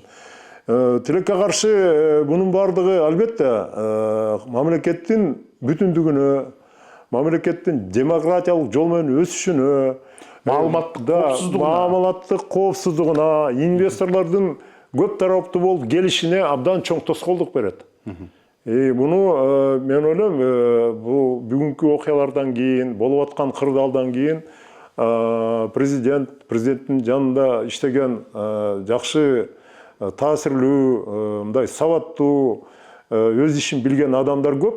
Алар кеңеш берип, ошонун натыйжасында бир жакын арада позитивдүү, адилеттүү туура чечим кабыл алат го. Рахмат, толук кандуу сизге кошулам. Анан жанагы бир каталарды экинчи дагы ведомство жана ГКМБнын каталысын азыр МВД кылбасын деп атпайсызбы? Ага дагы толук кандуу кошулам. Мына тарыхты карап көрсөк, 30-жылдары биринчи террорду баштаган бул Генрих Григорьевич Ягода деген болгон. Аны кетиргенден кийин точно ушундай ыкмалар менен чоң террор келди. Николай Иванович Ежовдун балдары келип, Ягоданын бүт жакындаштарын, Аграновду, Ягода өзүнүн бүт баарын жок кылышкан. Анан Ежовдун өзүнүн да кезе келгенде Лаврентий Павлович Берия келип, Ежовду дагы, биринчи зам Фриновскийни дагы точно ушундай сабап, жанагындай показаниясын выбивать этип туруп жок кылды. Анан 53-жылы Бериянын өзүнүн кезеги келди. Ал жалгыз эмес, жана Меркулов, Деканозов, Владзярский бүт эмеси менен Абакумов, Серов деген баары атылып кетти. Ошондо көрдүңүзбү, 3 муундун өкүлдөрү атылып жанагындай кыйноодон өткөндөн кийин эле ошол тарыхтын пайдасы келди окшойт. Мен ойлойм, бизге 3 муунду кереги жок. Ушул бир эле сабак менен өтүп, ушундай сабактарды, каталарды кайталабасак деген сөз да. Анан дагы бир суроом, мына Камчыбек Ташиев УКМК кызматын өзүнүн жеке гвардиясы кылып алды. Анткени жанагындай паракорчулук менен, ОПГ менен күрөшүүгө мындай абдан жакын кишилер керек болду да. Мен ойлойм, бул туура кадам. Ошол жеке гвардияга бүт кандайдыр бир мүмкүнчүлүктөрдү жана шарттарды түзүп берди. Жалаң эле полномочия функция эмес, мына ар бир районуна чейин ГКМБнын зданияларын куруп берди, спорт залдарын кылып берди, квартираларын алып берди, машиналар менен камсызданды, техника менен камсызданды. Бүт баарын колуна берип, только жанагындай паракорчулукка малынбай иштеп бергиле, мамлекетке, элге иштеп берелик деп койдук. Бирок тилекке каршы ошол да жетишпей калды да. Эми жана паракорчулук менен күрөшкөндө биз билебиз да, жалаң эле коркутпай эле кичине жанагындай зарплатасын көтөрүп, үй жайын берип, машинесин берип койсоң иштеп бериш керек деп. Бирок эмне үчүн ушул балдарга ушул жетишсиз болуп калды дейсиз? Адамдык фактор, жөнөкөй эле адамдык фактор. Бул жанагы улуттук коопсуздук кызматынын 6-управлениесинде иштеген балдар дайыма коррупция менен күрөшүп атат да, ОПГ менен күрөшөт. Алардын алган акчаларын, алардын баягы жасаган, жүргөн турган кийимдери, иштери, машиналар, объекттерин көрдү да. Анан кийин баягы контрбай ошондо. Да, анан алардын уже ошондо психологиясы өзгөрө баштады биринчиден. Момент болуп турганда эмне үчүн алып койсо болбойт, билинбейт. Момент болуп турганда эмне үчүн машинесин тияка алып, эгерде тиги обыск болуп атканда 1 миллион болсо, 500 000 тияка алып, же болбосо 1 миллион төлөсүң деп, на самом деле 2 миллион төлөп 1 миллион чөнтөккө сапсаң ким билмегиле деген өздөрүнүн ыплас ойлору пайда болуп калды да. Анан бар группа түзүп алыштыр, анан ошол боюнча бир жолу жасады, экинчи жолу билинген жок, анан жазасы жок. Да, жазасы жок, системага айлана баштады. А бул боюнча тиги жогорку деңгээлдеги жетекчилердин көзөмөлү аз болуп калган. Толугу менен текшерүү болмос. Ал выявили, да? Выявили, значит, билинди, көргөздү, ажиотаж болду, баягы саясий баа берилди, эл молодцы деп атат. Упай токтолду. А ичинде эмне болуп атканын көбү билбей калган. Өздөрү да билбей калган жогорку деңгээлде ишендиктер. Экинчиден Камчыбек Ташиев мындай характер боюнча мындай ак көңүл, дардаңдаган жигит да, мындай бардыгын жакшы болсун деген ой пикир менен алып жүргөн жигит. Ошондон пайдаланды. Ошондон көбү пайдаланып кетти. Анан контроль аз болуп калган. Анан үчүнчүдөн сиз туура айттыңыз. Мына бизде Кыргызстанда көптөгөн объектилер болду. Улуттук коопсуздук кызматы үчүн абдан жакшы иштерди жасады. Мына зданияларын, ошол зданияларды жасап биринен көчүргөндөн МВДга жакшы зданиялар берилди кийин. Жанагы пансионаты, жанагы медицинский центр курулганы. Мисал бир далил 29-декабрда ал киши бүт Кыргызстанда иштеген күч структураларынын генералдарын, МВД, МЧС, ГКМ, Министерство обороны пограничниктерди чакырып, генералдарын 60-тан ашкан. Ошол жерге президенттин тапшырмасы менен мен силерди чакырдым. Биз жасап аткан иштер мына зданиялар болду, кустурулган акчалардан, бюджеттен ушулар курулду деп, ошол зданияны көргөздү биринчиден. Экинчиден, жаңы жылдын астында силерден бата алалы дедик, силердин тажрыйбалар менен бөлүшкүлө деп чакырам деди. Үчүнчүдөн, мынакей силерге ушул бир нече жылдардан бери мамлекет үчүн иштедиңер, кызмат көргөзүңөр, алдыңар 85-те, артыңар 60-тан ашты, силерге сый урмат деген максат менен президенттин атынан ошол жерге акчалай сыйлык берилди. Баарына бул калкыңыз. Эми чынын айтканда ошол жердеги ветерандардын көбү Афганистанда согушкан, Баткен согушуна катышкан, анда башка көбү горячий точкаларда болгон, оператив кызматтарда иштеген, көп мындай кыйынчылык тагдыр баштан өткөзгөн, пенсиялар деле жыргап кеткен эмес. Ал жерде акчалай сыйлыкты ошондойду жыл сайын деле берсе болот, менимче да, мисал үчүн. Көңүл да. Да, көңүл. Экинчиден буларга кайрылып атат, тажрыйба катары деп. Ошол эле мындайча айтканда ушундай жагдайда эле чогулуш болгондо, эми кээ бир тилекке каршы саясатчылар бөйрөктөн шыйрак чыгаргысы келип, кээ бир депутаттар бул боюнча ар кандай маалыматтарды туура эмес берип атат да. Мен ачык эле ушул жерден билдирип айтып коеюн да. Мунун бардыгы дагы эле болсо ал кишинин баягы мамлекеттүүлүгүндө. Эми ачык сөз мактап эле коеюн. Да, кемчиликтери бар. Ар бир адамдын иштегенде кемчиликтери болот. Эми мынабу болгон окуя боюнча дагы айталайын, биз мынагы тергөө иштерин карашыбыз керек, күтүшүбүз керек. Ошондо жыйынтык көп нерсени билген. Ар бир адамдын жетекчиликтин, ошол эле Ташиевдин действительно тиешеси барбы, билгенби, билген эмеспи, тигилер кандай көрсөтмө берет, ошондо көп нерселер билинет. Демек ниети жакшы болгон экен да. Ниети жакшы болгон, да, бирок тилекке каршы көп нерседен бул киши алданган. Мен айтар элем, жеке эле улуттук коопсуздук кызматына жана кустурулган бюджеттен акчалар боюнча акчалардан жанагы үйлөрдү, зданияларды, анан жанагы пашинелерди бербестен бул башка тармакка да караш керек болчу. Өзгөчө биринчи кезекте социалдык тармакка. Биринчи кезекте докторлор, врачтарга, экинчи кезекте мугалимдерге, алардын да үй жайын, аларга дагы ушундай үйлөрдү куруп берип, иштер, жаңы офистер, жаңы больница, мектептерди салганда, да, мисалы үчүн көп кылып туруп. Ошо параллельно деп коеюн баардыгын. Анда албетте мындайча айтканда коомчулукта дагы маанайдагы пикир да башка болмок. Бул бир. Экинчиден акыркы убакта биз Кыргызстанда спортко көңүл бура баштадык да. Спорттон барып келген балдар гимн ойнотуп, бияка келгенден кийин эгерде призовой место алса, биринчиликти алса, аларга абдан мындай чоң таасир бериш үчүн улуттук коопсуздук кызматы да, президенттин атынан дагы квартира берилип, машина берилип атат. Бул жакшы, спортту колдошубуз керек. Кыргызстандын атын чыгарып атат. Бирок маданият тарабында, маданият тарабында, медицина тарабында, эл агартуу системасы тарабында биздин жаштар барып олимпиадаларда жаш окуучулар болобу утуп келип атат. Медицина тарабында көптөгөн чоң мындай медициналык көрсөткүчтөрдү дүйнөлүк аренада көргөзүп атат. Маданият тарабында ар кандай конкурстарда мындай Кыргызстанды көргөзүп, же мындай ушунчалык деңгээлге көтөрүп жеткизип атат. аларды да караш керек да. Туура. Аларга дагы бериш керек квартира, аларга дагы үй болсо машина берсин, акчалар сыйлык бериш керек. Аларды дагы көтөрүш керек. Себеп дегенде бир эле спорт менен биз мамлекетти жогорку деңгээлге көтөрө албайбыз. Биз негизинен именно улут катары сакталып көтөрөбүз. Бул эң биринчи кезекте окуу, мугалимдер, ошол образование жагынан. Илим. Да, илим жагынан. Экинчи кезекте мамлекеттин жарандарынын ден соолугу, анан кийин маданият, этнос катары сакталып калганга бул абдан чоң шарт түзөт. Эгерде аларга биз жогорку деңгээлде көңүл бура албасак, көтөрө албасак, баардыгы ылдай төмөндөй баштайт. Аң сезим дагы башкача боло баштайт. Себепте мына болуп аткан окуялардын көбүнө ой жүгүрсөк, көп учурда маданияттын начарлыгынан. Экинчиден айтар элем тарбиянын начарлыгы.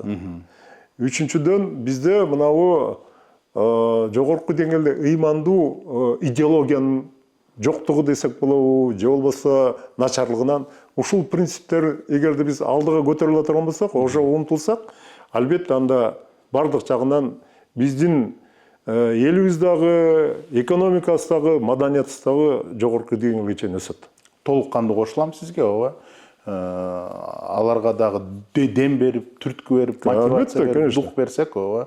Жалаң эле аламыз. Мисалы үчүн жанагы чакан бизнестерге же башка өлкөлөрдө биздин кыргыздын продукциясын экспорт кылып аткандарга дагы аларга эми акча андыс эле табат да, жөн эле мамлекеттик сыйлык берип коюп, кандайдыр бир урмат сый берсең эле бул дух берет, дем берет. Алар дагы Кыргызстанда өнүккөнгө мындай 2 эсе күчүн жумшайт да. Абдан туура айттыңыз.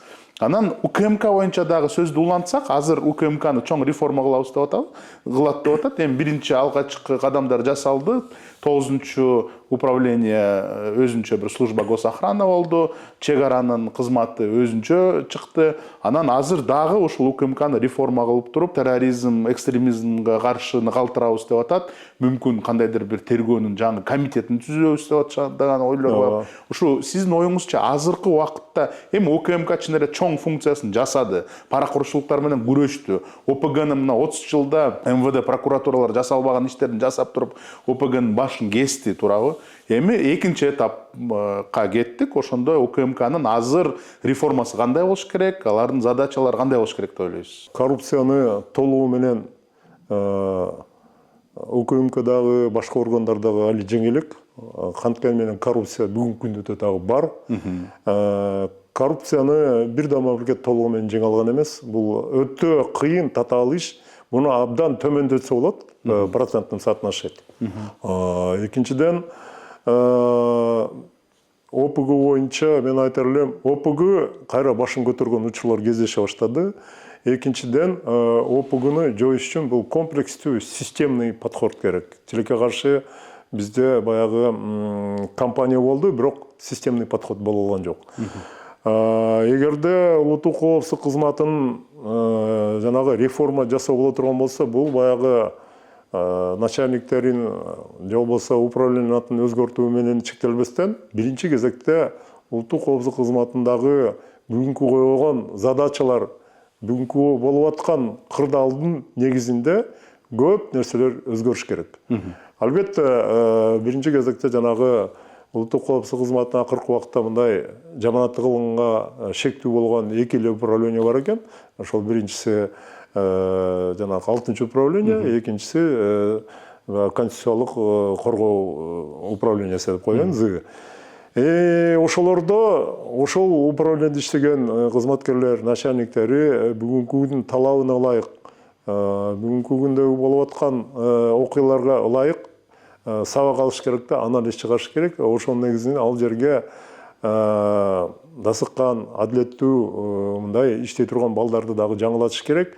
Ошону менен бирге ал жерде 2 управленияны керек болсо мына президенттин астында болгон нейтралдуу укукчу жарандардан, укук коргоо органдарынан, генералдык прокуратурадан, ошонун бирге эле администрациядан түзүлгөн чакан иштей турган, срочно чогула турган комиссия болуш керек. Ошол комиссиянын астында бул убактысынча комиссиянын алдында ушундай чуулгандуу иштер болобу, кандай бир туура эмес иштер болобу, ушул атайын кызматтардан. Же болбосо жанагы Министерство оборонунун эгерде чектен чыгып бир согуш чыгарган бир ушундай процесс түзүлүп калабы, же болбосо МВДда бир ушундай окшогон көрүнүштөр болуп калабы, ошолор ушул жерге барып, эгерде жана жашыруун сыр деп атпайбы, ушул жерге отчет бериш керек. Ошол отчетту андан кийин толугу менен ошол жерден чечим чыгарыш керек. Эми генералдык прокуратурага бул жерде надзор болгону менен ал жанагы оперативдик иштерине көп учурда ал киргише албай калып атпайбы, билбей калып атат оператив кызматта. Ал эми тергөө иштерине да надзор кылыш менен оператив кызматка иштей албай калып атат. Мына жакында 16 февралда неме чыкты. Президенттин указы жанагы противодействие коррупция боюнча кошумча коррупцияга каршы күрөшүү боюнча ошол жерде айтылып жүрөт. Жанагы народный комиссарлар болот. Ар бир коррупцияга каршы ар бир мекемеде деп. Эми алардын бардыгы ошол мекеменин жетекчиси эмес, генералдык прокурорго баш ийет деп. Эми канчалык деңгээлдерде алар объективдүү иштей алат, аны турмуш көргөзөт. Себептен кээ бирлер жетекчилер ал жерде жакпайт. Кээ жагат. Кээ бирлер багы өзүнүн кызыкчылыгын иштейби. Ошол жерде интрига болушу да мүмкүн. Анан следственный комитет түзөбүз деп. Следственный комитет убагында Казакстанда түзүлгөн 97-98 жылы. Биз алар менен 1-2 мероприятие чогуу жасаганбыз. Кийин алар президент Назарбаев анан кайра баягы ликвидация кылган. Себеп дегенде следственный комиссия өзүнчө монстр болуп, коррупциянын ана башы болуп кеткен. Мисалы үчүн. Ал эми биздики чакан өлкө. Кыргызстанда бүгүнкү күндөгү закон ГКНБ, закон о оперативно-розыскной деятельности деген закондор бар. Уголовный кодекс, уголовно-процессуальный кодекс, ошонун ичиндеги кошумчалар толугу менен жетиштүү биздин укук коргоогондордун адилеттүү, таза, мыйзам чегинде иштешине.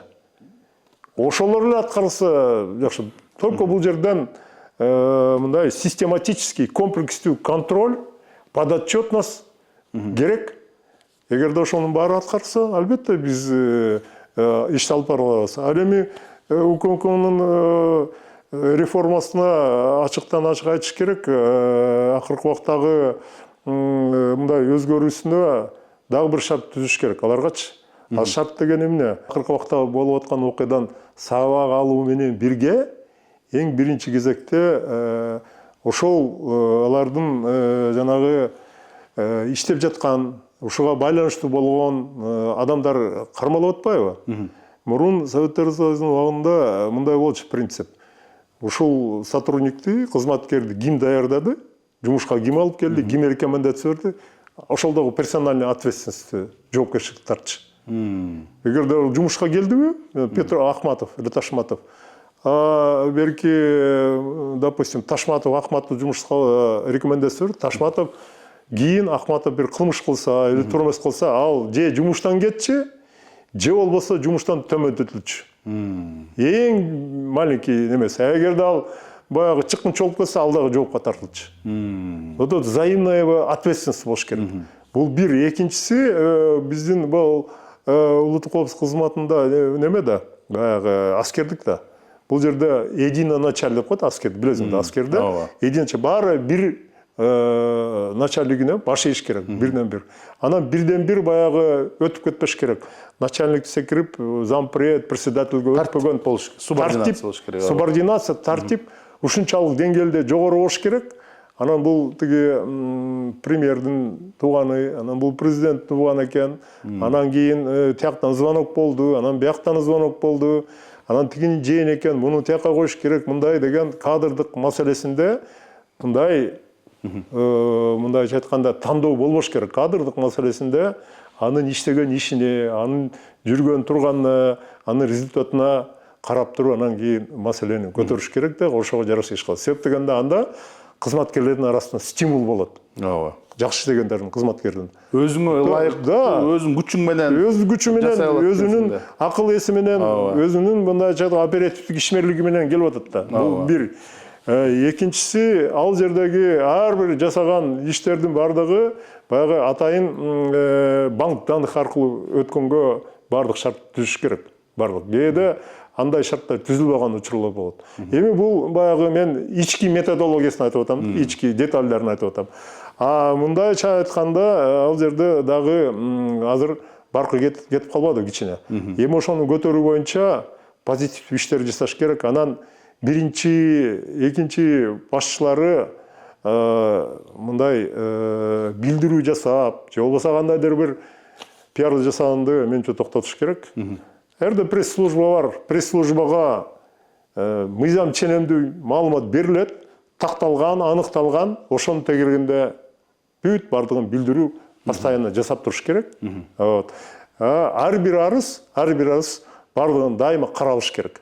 Кээде каралбай бири-бирине футбол ойногон учурлар болуп калат да. Демек көйгөй мыйзамда эмес, мыйзамдын колдонуусунда экен да. Мындай Албетте. правоприменениянын эле оңдосок болот экен. Тартип боюнча дагы толук кандуу кошулат. Аскердик структурада жанагындай начальник управления заместительге айтпай, түз эле председательге маалымат берип атат деп атпайсыңарбы? Чын эле бул аскердик службада мындай болбогон нерсе. Анткени полковникке кайрылам деп жанында подполковник турса, андан уруксат сурайт.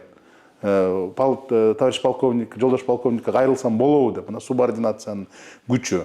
Реформа боюнча 6-чы управление, жана айтып атпайсызбы, таможня, паракорчулук деги бу өзүнчө бир ОБЭП экен да, булчу. Ошону УКМКдан чыгарыш керекпи же чыгарбаш, же калтырыш керекпи деп ойлойсузбу? Эми буну ОБЭПти мурда жойбоду эле эсиңде да. ОБЭПти жойгондон кийин жанагы должностной экономические преступлениялерди көбү УКМКга өткөндө АКС Атамбаевдин абагында башталган АКС, анан кийин 6-чы управление болду. Эми булардын арасынан мамлекеттин кызыкчылыгы үчүн экономикалык коопсуздук деген термин бар. Ошол экономикалык коопсуздукка албетте улуттук коопсуздук кызматы караш керек.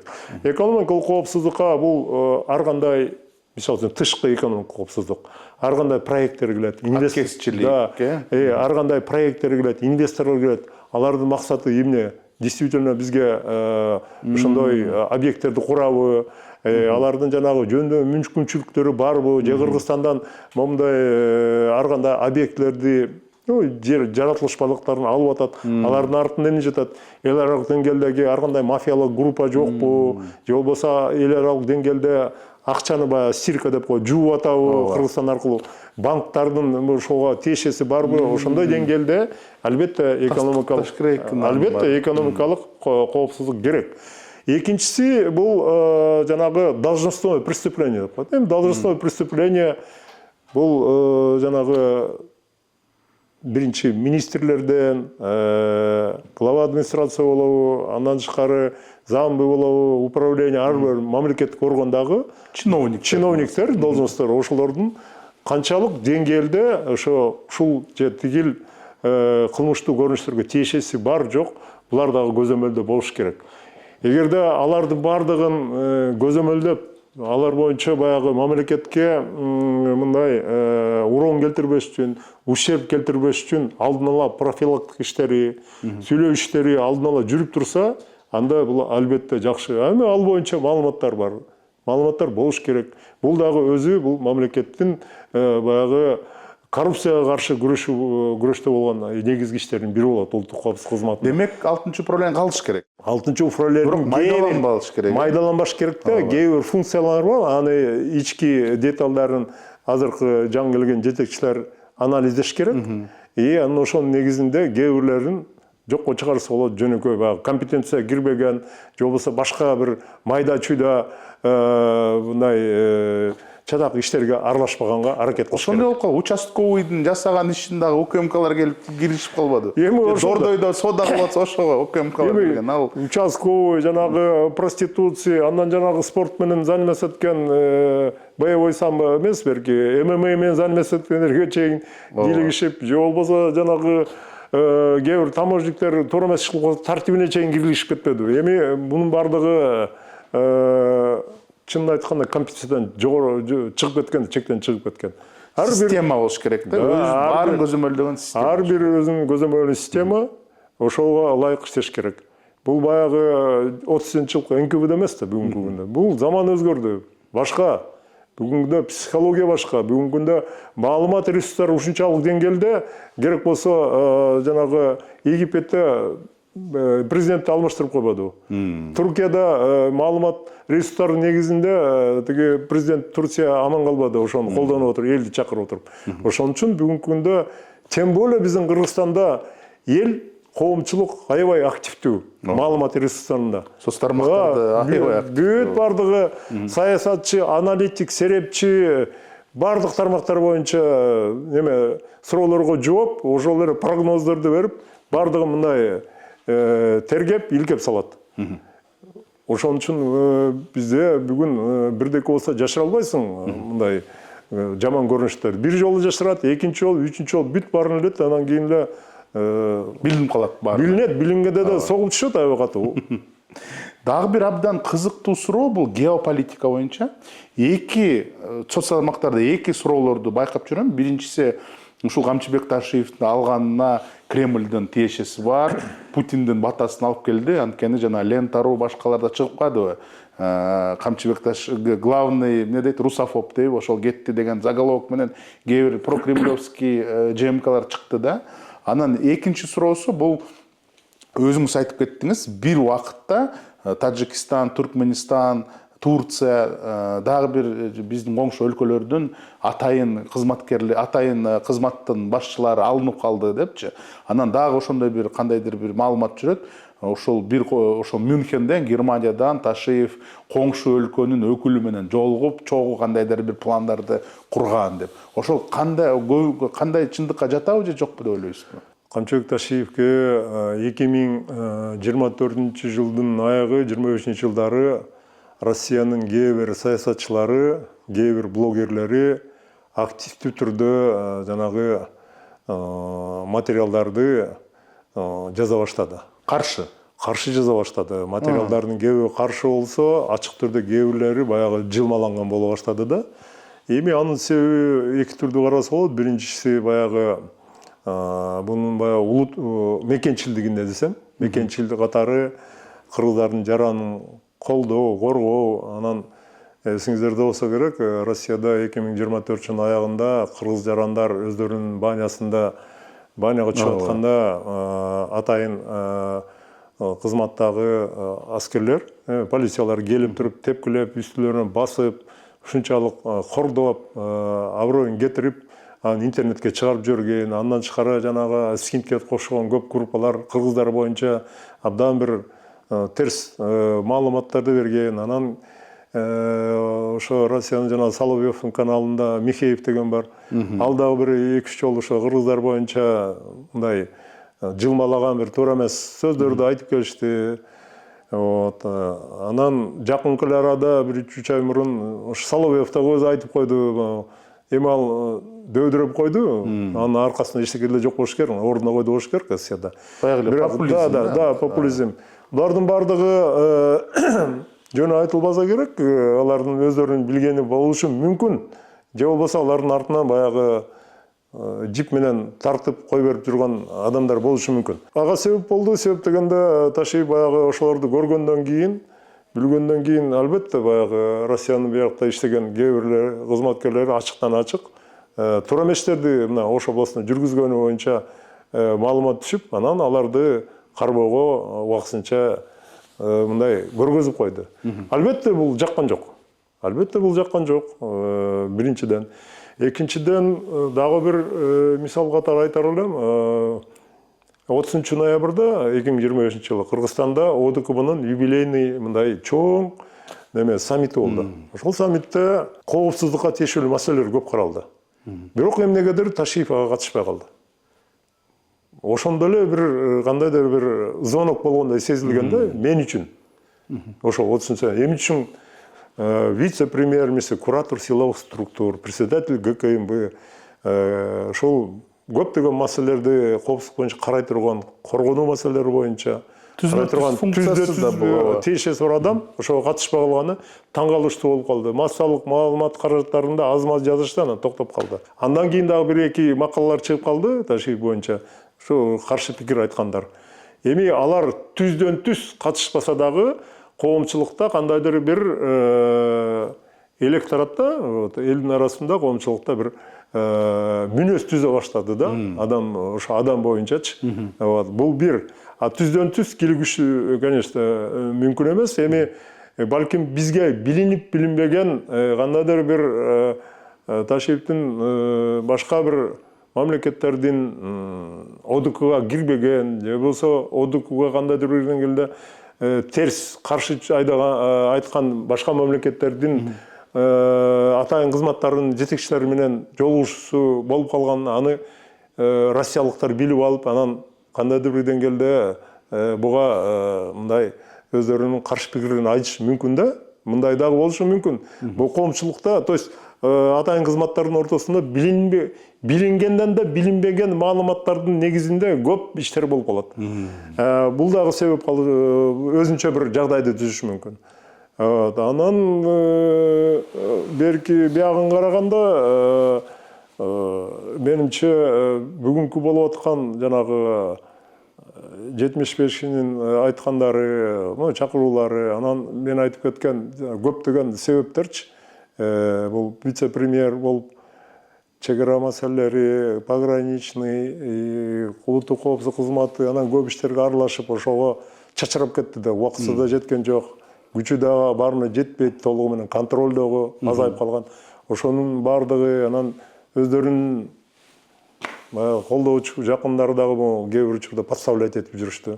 Экономика жагынан талашып, бизнес жагынан талашкан учурлар болушту. Ошонун баардыгы комплекстүү түрдө буга себеп болуп калды болуш керек. Канчалык катачылык кетпесе, канчалык эми туура эмес мүмкүн иштер жасалбаса, негизи 5 жылда абдан чоң жакшы иштер жасалды. Жана орустар айтып коет беле, не ошибается тот, кто ничего не делает депчи. Көп иштер жасалды, экономикалык жагдай оңолду. Биздин мамлекет жанагы постоянно акчабыз жок, анан мамлекетте нищий деген бир стереотип пайда болуп калбады. Ошодон жогоруда болдук, мамлекетте акча бар, көп инфраструктуралык объекттер курулду, көп жолдор курулду. Негизи жакшы иштер жасалды. Мен ойлойм, и президент Садыр Жапаров, и Камчыбек Ташиев көп мамлекетибизге жакшы нерселерди жасады.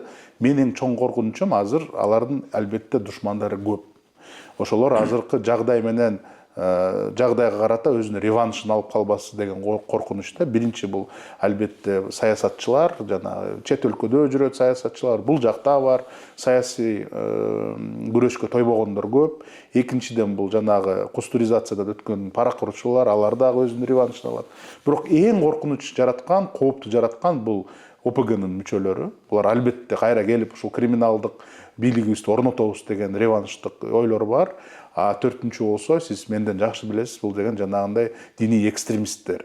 Жалаң эле биздин светтикке кооптук жаралбастан муфтиятка дагы кандайдыр бир өзүнүн чоң сектерин айтып атат да. Анан бул жакта жанагы спящий ячейка деп коет, алар көп. Ушулар ушул жагдай менен пайдаланып, реваншты алып, өзүбүздүн бир халифат курабызбы же кандайдыр бир талибанга окшогон бир режим коебузбу деген дагы маанайлары, ойлору, шарттары, пландары бар болуш керек деп ойлойм да. Эми негизгиси ошон үчүн бизге стабилдүүлүк жана тынчтык керек.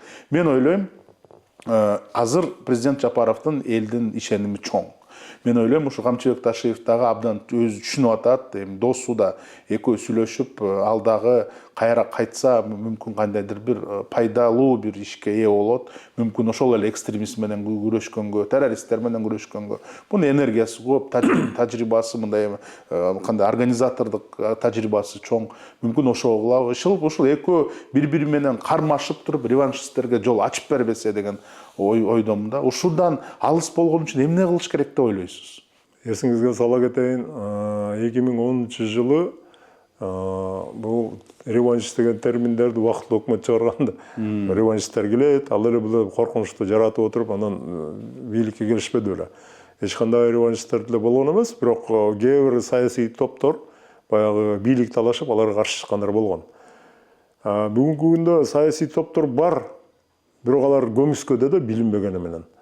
Экинчиден каршылаштар да бар, азыркы президентке каршы болгондор да бар, анын саясатка каршы болгон топтор да бар, бийликке келебиз деген да топтор бар. Алардын көбү билинбегени менен мынабу шайлоо убагында бир топту кармап же бир жагдайга байланыштуу бир кишиге өздөрүнүн жардамын бере турган болсо, бир чуулгандуу окуя болуп кетишине эч ким толугу менен кепилдик бере албайт. Экинчиден, ошо шайлоонун жыйынтыгы кандай болот? Шайлоонун жыйынтыгына эгер президент Жапаров утуп кетсе, баары макул болобу, болбойбу? Ошону да, ошонун негизинде макул болбой, эми баягы виртуально, гипотетически айта турган болсок, массалык маалымат каражаттарынын кээ бир булактарында же болбосо соц тармактарда ошо чакырыктар болуп, анан кийин ошол жыйынтыкка каршыбыз макул эмес деп площадьга 5-10 миң киши чыкса эле иш чатак болуп кетиши мүмкүн. Биз андай практикадан өткөнбүз да.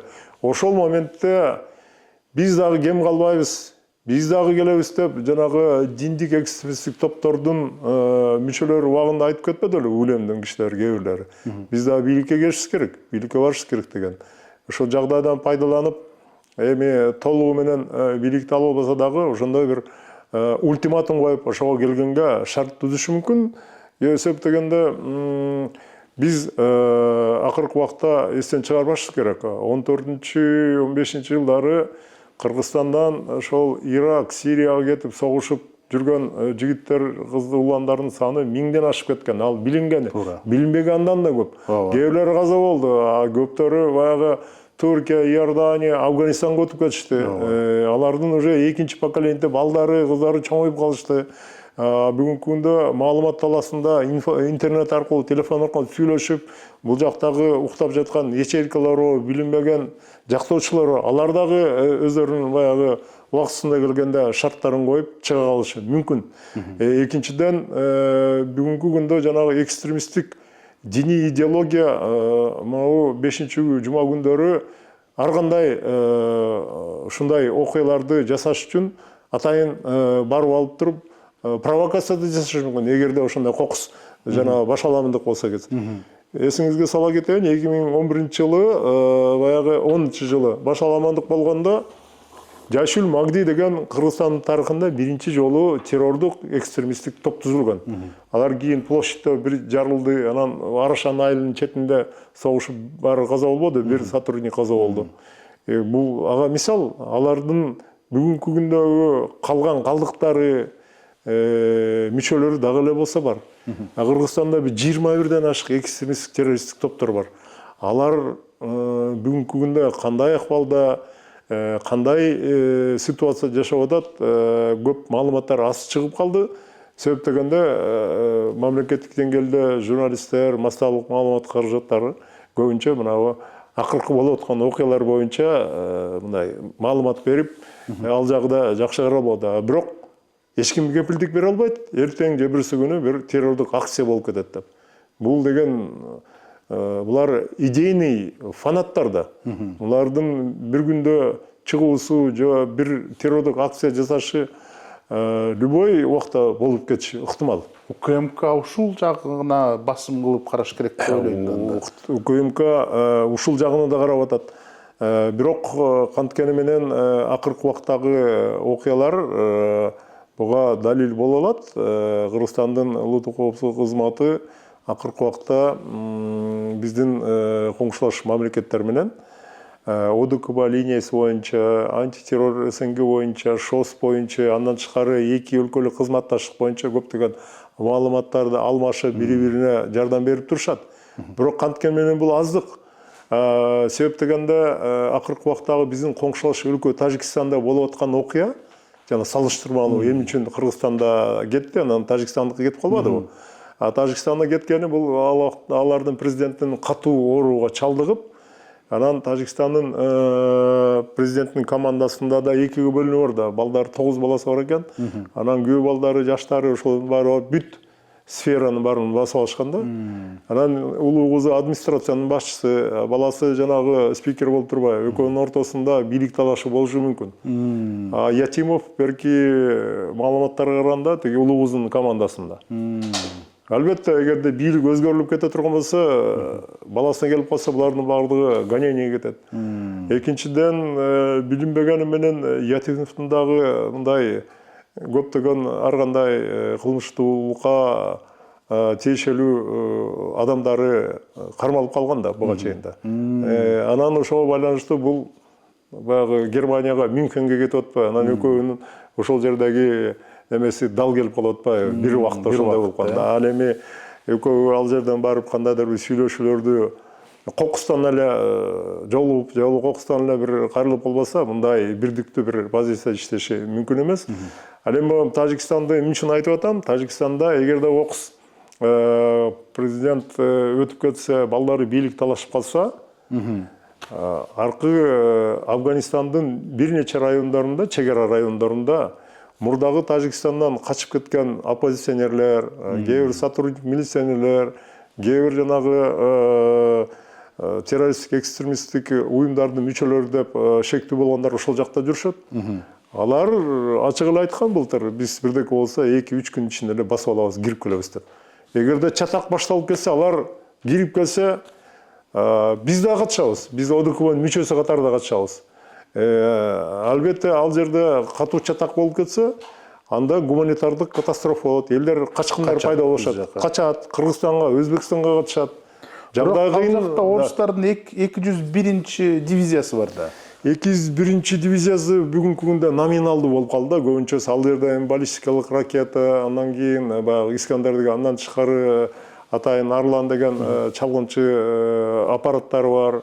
Бүгүнкү күндө Тажикстанда өздөрү баягы учучку, баягы шахидке окшогон аппараттарды чыгарып атат, дрондорду чыгарып атат. Бирок адамдык фактор деген адамдык тоолуу аймактарда, мында айыл кыштактарга кирип келгенде алардын баарын колдоно албайсың да, потому что эл аралашып кетет да. Биринчиден. Демек аяк жакта аябай кооптуу кырдаал болуп атат. Бүгүнкү күндө ал жакта абдан кооптуу кырдаал. Эгерде кокус ошонун баары башталып кетсе, Тажикстанда 92-97 жылдары катуу согуш болгон да. Катуу согуш болуп, жарандык согуш болуп, бул араң токтотулган да. Анан жана айтып кетпедимби, 9дан ашык баласы бар Рахмондун, алардын бардыгы бүт баарын кысып, ал жерде тоталитардык, авторитардык режим күчөп кеткен убагыда. Аларда дагы оппозиция, ички, тышкы качып жүргөн оппозиция бар. Ичиндеги билинбеген күч структурындагы оппозициялар бар. Анан кийин кокус болсо, аларда катуу чатак болуп кетсе, биз үчүн, Өзбекстан үчүн атаң кыйын болуп калат да. Себеп дегенде гуманитардык катастрофа деген алар качкындар катышат. Көбү. Анан аларга биздин солдаттар, офицерлер барыш керек.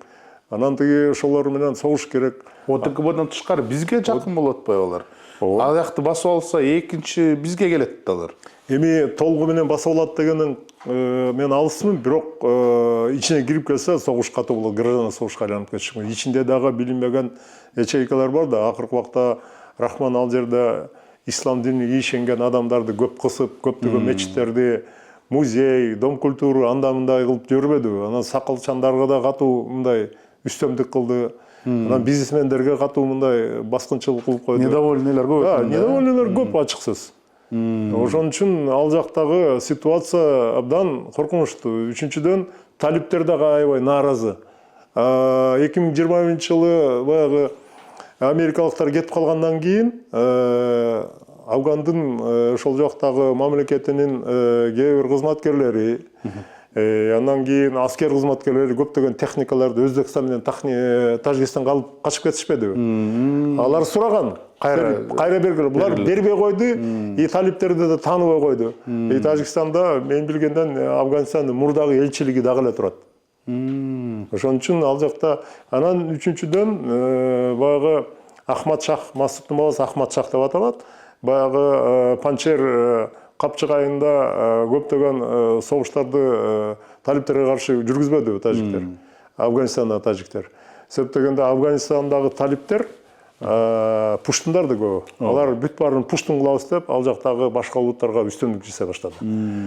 Анан ал Панчердеги тажиктер тиги Ахмад Шах Масудтун баштоосунда аларга каршы көтөрүлүп, аябай согуш болуп кетпедиби? Мына 22-23 жылдары. Алар көп жарадар бар, курал жарак, боеприпастар түгөнгөндө жарадарларын Тажикстанга жиберип, курал жарактардын кээ бирлерин Тажикстандан алып турду да. Демек саясий претензиялар бар экен да. Саясий претензия албетте бар. Анан диний претензиясы да бар да. Дин боюнча дагы. Эми силер динчилерди куун туктайсыңар деп бул жакта. Ошон үчүн бул Орто Азиядагы болуп аткан көрүнүш өтө мындай өзгөчө Тажикстан менен Афганистандын ортосунда. Үчүнчүдөн теги Визиристан менен Кундуз провинциянын көп жерлеринде дагы эле болсо талиптерге баш ийбеген талаа командирлери бар. Бирок талиптерди колдойт, бирок көп анчалык жогорку деңгээлде баш ийбейт. Ошон үчүн Пакистан менен салгылашуу болгон турбайбы, э? Да, анан ал жерде жанагы эл аралык деңгээлдеги ИГИЛ дейбиз, буга чейин жана Аль-Каида, Өзбекстан Ислам кыймылы, Союз исламского джихада, Шаркий Азаттык Түркистан террористтик уюмдар ошол мүчөлөр дагы эле болсо ошол жерде бар. Азыр 3-чү поколение болуп калды. Алар жанагы массалык маалымат каражаты, интернет аркылуу көптөгөн маалыматтарды таркатып экспорт жасап атат.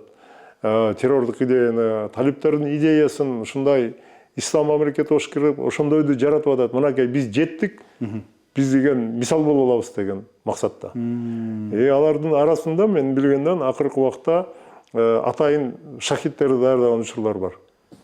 Шахиддин үй бүлөсүнө 5-6 үй баласы айыл болсо, аларга акчасын төлөп берип коет, $10,000 же $20,000.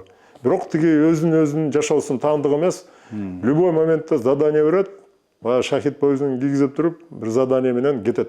Башка мамлекетке барабы же башка бир объектке барабы, ошону жардырыш керек деген. Өзүндө кош жардырып. Жакын арада эле мурда күнү болуш керек, УКМКдан пресс-релиз келди, жана жаш балдарды жанагындай жардыруучу аспаптарды кантип жасаш керек, жана күйгүзүүчү майларды кантип колдонуш керек, бычак менен кантип сайыш керек дегендерди үйрөтүп атыптыр да, ошондой бир диний группировка кармалыптыр да.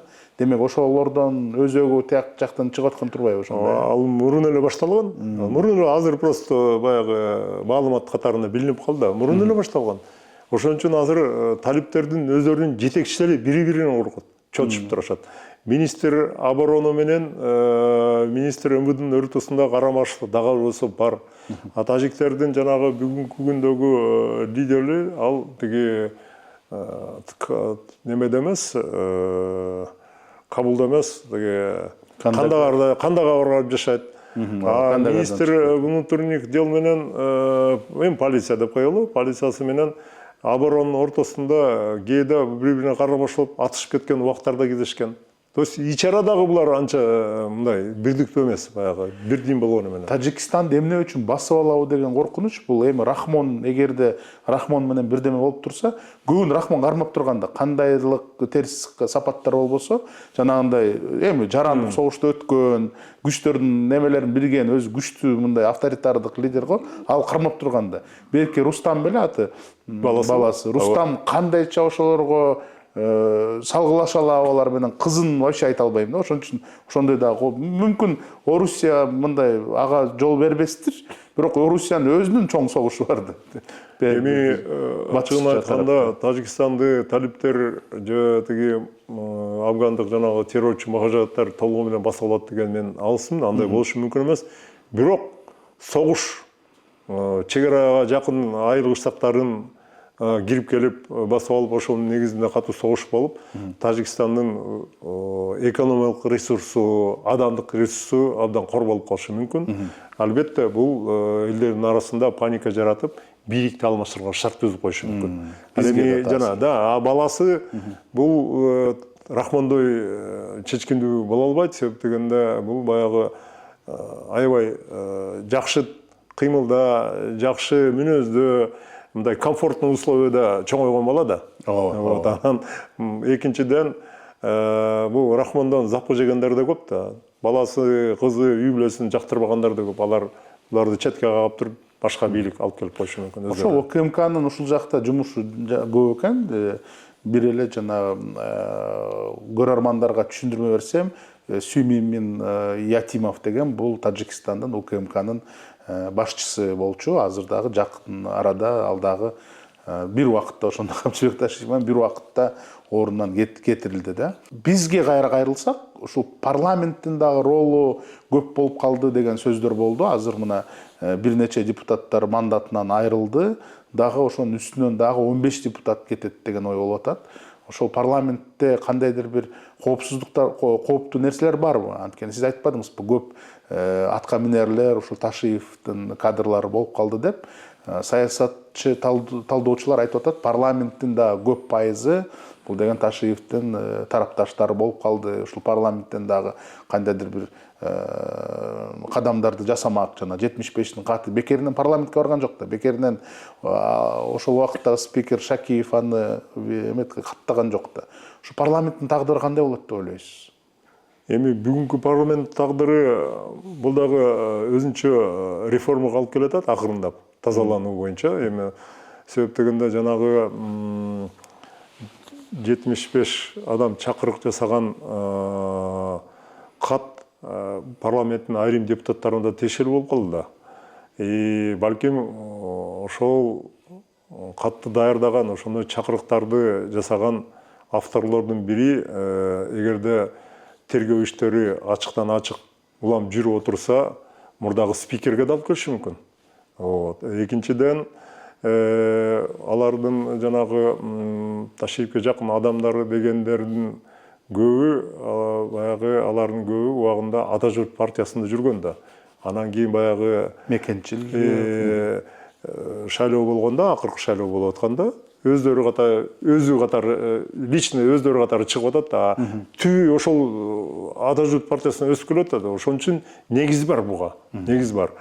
Үчүнчүдөн, бүгүнкү күндө бул парламенттик системада спикерди алмашты, вице-спикери да, комитеттин кээ бирлери мындайча айтканда төрагалары да алмашты, кээ бирлери мурда Ташиевке оппозиция болуп жүргөн депутат дагы мындай азыр бүгүн председатель комитета болуп калдымы сурап алдыбы. Эми эң негизгиси кеп алмашууда, кеп мындайча айтканда ушундай жагдайда келиш эмес, эң негизгиси булар кандай иш алып барат. Канчалык деңгээлде принципиалдуу, ачык, эң негизги адилеттүү мыйзам чыгарылат. Ошонун негизинде өкмөткө кандай тапшырма берип, ошонун закондун аткарышын кандай деңгээлде текшере алат, ошол болуп атат да. Элге кандай мындан пайда болот. Элдин жакырчылыгы, болуп аткан социалдык кризистин чыгышына кандай парламент өзү мындай жакшы иштеп, ошого мисал боло алат. Ошондо да кеп. Эгерде ошол жакшы мындай өсө турган, мындай позитивдүү иштер жүрө турган болсо, албетте парламент эл колдой баштайт. Эгерде мурда айтып келбедиби, чөнтөк парламент, андай, тигиндей депчи, эгерде ошондой позицияга бийликке келгенден кийин адамдар өзгөрүлүп учат да. Эгерде өзгөрүлүп, анан бир жактуу боло турган болсо, анда албетте бул парламенттен дагы жыйынтык чыкпайт. Элдин мындай критикасы, каршы пикири, керек болсо кеткиле деген мындай ой пикирлери ачыктан ачык чыга баштайт. Аларда өздөрүнүн ошону сезиш керек, билиш керек, мындан жогору деңгээлде тыянак чыгарыш керек. Сизге чоң рахмат. Мен ойлойм, абдан маанилүү, маңыздуу, көп нерсени ачкан маек болду. Эң негизгиси Кыргызстаныбызда, жерибизде, элибизде тынччылык болсун, стабилдүүлүк болсун, анан биримдик болсун. Эгерде асманыбыз ачык болсо, кандай жагдай болбосо, ал биздин колубуздан келет деп ойлойм. Биздин атка минерлер да ошону түшүнөт деген үмүттөмүн. Буйруса ушундай эч кандай жанагындай кырдаалдар болбой эле койсун. Сиздерге чоң рахмат, урматтуу көрүүчүлөр. Жакын арада биздин подкасттарда ушундай абдан маанилүү, олуттуу темаларды чагылдырганга аракет кылабыз. Чоң рахмат.